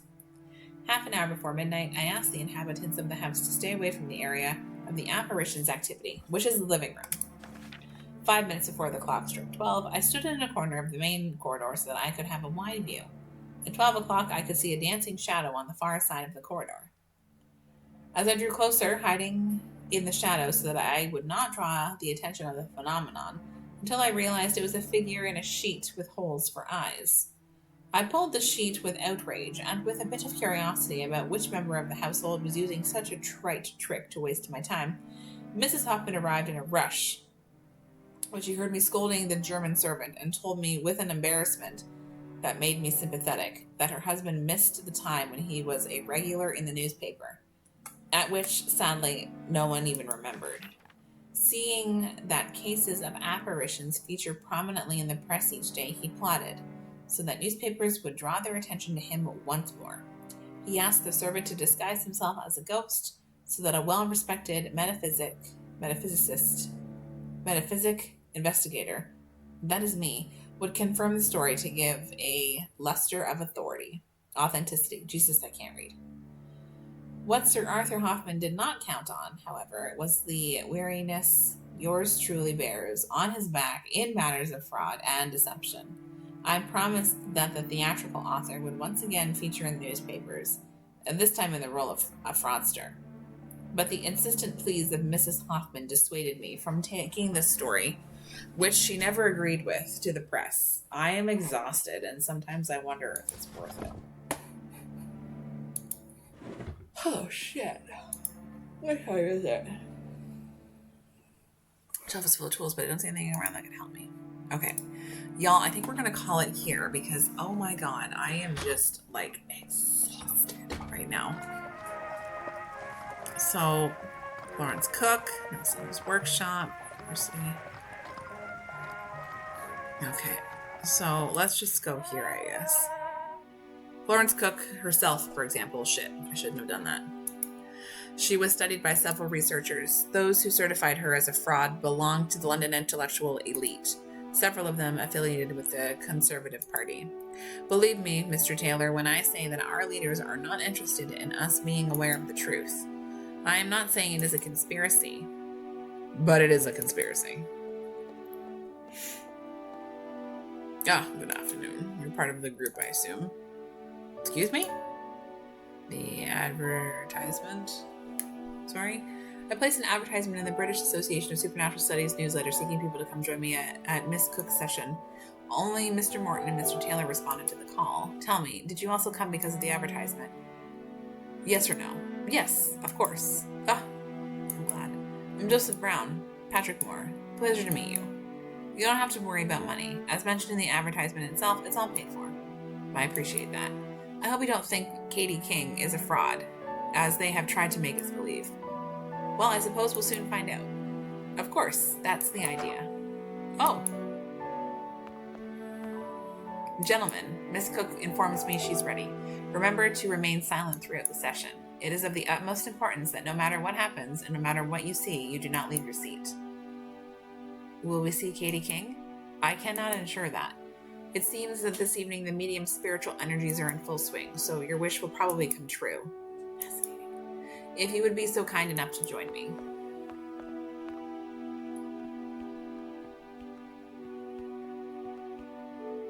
Are you nervous, Mr. Moore? I'm shaken all over. I can offer you an opiate to calm your nerves. I usually carry some with me for medicinal purposes, but promise me you won't tell anyone. That won't be necessary. Shall we go in? Of course.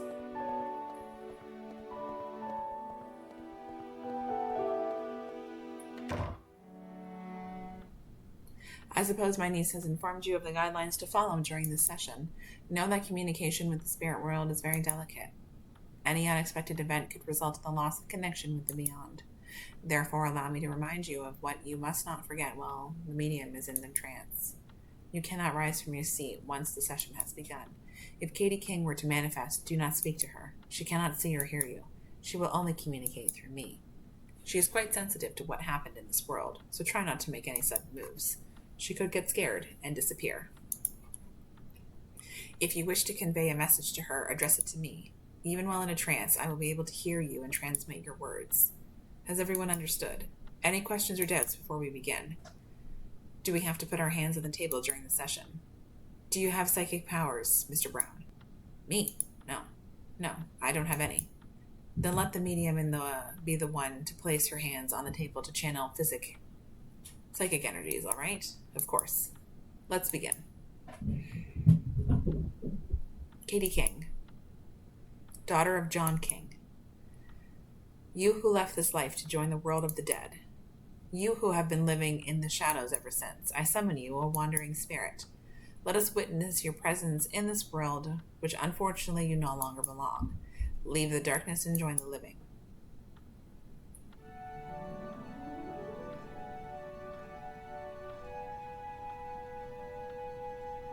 Florence.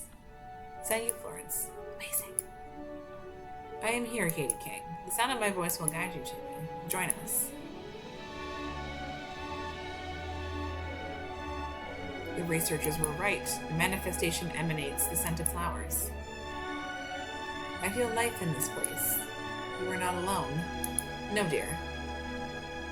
I am accompanied by people who have come to see you. Who are they? I cannot see them. Only feel them. Mr. Brown is with me on my right. Opposite me sit Mr. Morton and Mr. Taylor, and finally Mr. Moore is on my left. Nice to meet you, gentlemen. Katie says she's pleased to meet you. I can hear her. Unbelievable. Katie King must be using all her energy to communicate with this reality. Katie? Yes, Florence. My guests inform me that they can hear your voice. Wonderful. Can I convey a message to them? Of course. You are blessed to live in a world that, while not perfect, is full of wonders. Where I come from, there is nothing. Everything is dark. It is a lonely place. He's dead. Do not waste your lives on conflict. Avoid problems. Live your lives as if each day were the last. Those are very beautiful words, dear. Does anyone wish to ask Katie King a question?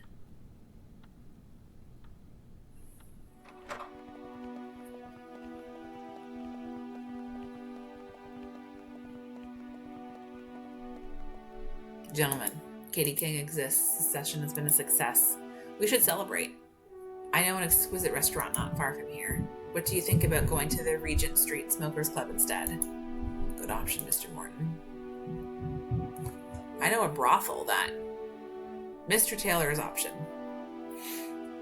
You've heard Katie King. We must live life. Let's get moving, gentlemen.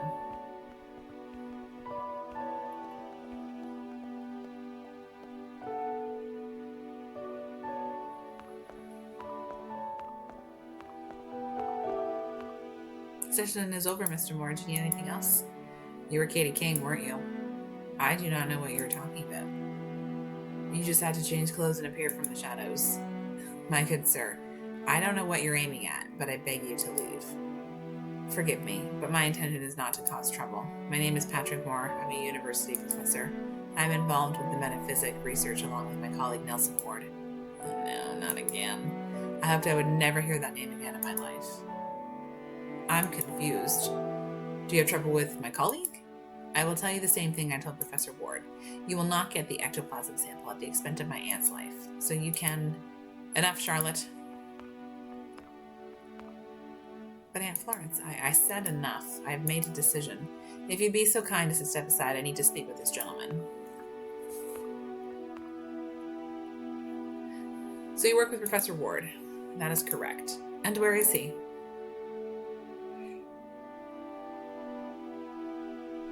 I have no idea where he might be. Has he disappeared? Something like that. I've taken over his research. If it's all right with you, let's just get this conversation over. My colleague left a note saying that you can provide an ectoplasm sample. That is correct. I do not mean to be rude, but I believe he made a mistake in thinking you'd be the right person for the job. Your reputation is questionable, Miss Cook, and from what I saw in there, confirms it. Forget what you have seen. Anyone except the group you came with would know it's a crude setup. But Professor Nelson has a memory. It is something that is sadly lacking in all those who hear the name Florence Cook for the first time. What do you mean? I've not always been a fraud, Mr. Moore. When I was just a teenager, I contacted an entity who called himself Sergeant Hughes. I managed to materialize ectoplasm through my body, and this entity used it to communicate with me. I thought it was a good way to make a living, and it was for the first few weeks, but with each session, Sergeant Hughes gained more strength to the point of possessing my body. He became more and more violent. His intention was to invade this reality, a reality to which he did not belong. I managed to sever the link, but his last words were a threat, a death threat. It was then that I created Katie King. Contrivance, of course, but safer than risking my life. People didn't care. They were still amazed at the sessions. Since then, there have been several Katie Kings. I was the first. But logically, I had to stay young. The last Katie King, as you have seen, is my niece Charlotte. Do you understand now, Mr. Moore? My aunt can't do what you're asking. She would die if she invoked Sergeant Hughes. I'm sorry. I was unaware of all of this. It is not my intention to put you in danger. That doesn't matter now. I'm sick, Mr. Moore. Very sick. I've been given up on. Doctors have diagnosed that I have no more than 2 months left to live. I want to do it. I don't want to leave this life without the world knowing that I was never a fraud. So you're in luck. You will have your ectoplasm sample. I believe your niece is right. Invoking that entity could. It is my will, and you must respect it. I want that sample more than anything in this world, but I am also concerned about your safety. And I would like to have a clear conscience. You will. As I said, this is what I want. Mind you, I'm not going to summon the bastard without the presence of William Crooks, the scientist who discovered the element thallium. Among other things, yes. When my name and Katie King's became famous, several researchers wanted to verify authenticity of the phenomenon. One of them was a promising scientist and a member of the Royal Society. He validated the phenomenon. He knew it was all a hoax, but he didn't want to discredit me in society's eyes. He was criticized and almost discredited as a scientist. I'd like to have him at the session. I have a lot to say to him. He was an important person in my life, although I doubt he'll accept the invitation of my niece, or if my niece or I reach out to him. Tell me, Mr. Moore, can you get Mr. Crooks to come? I know I won't lift a finger without his. I'll try. He resides in Berkeley Square. Ask any coachman nearby, and they'll tell you where to find him. Bring Mr. Crooks here, and we can start the session. In the meantime, I'll begin the preparations.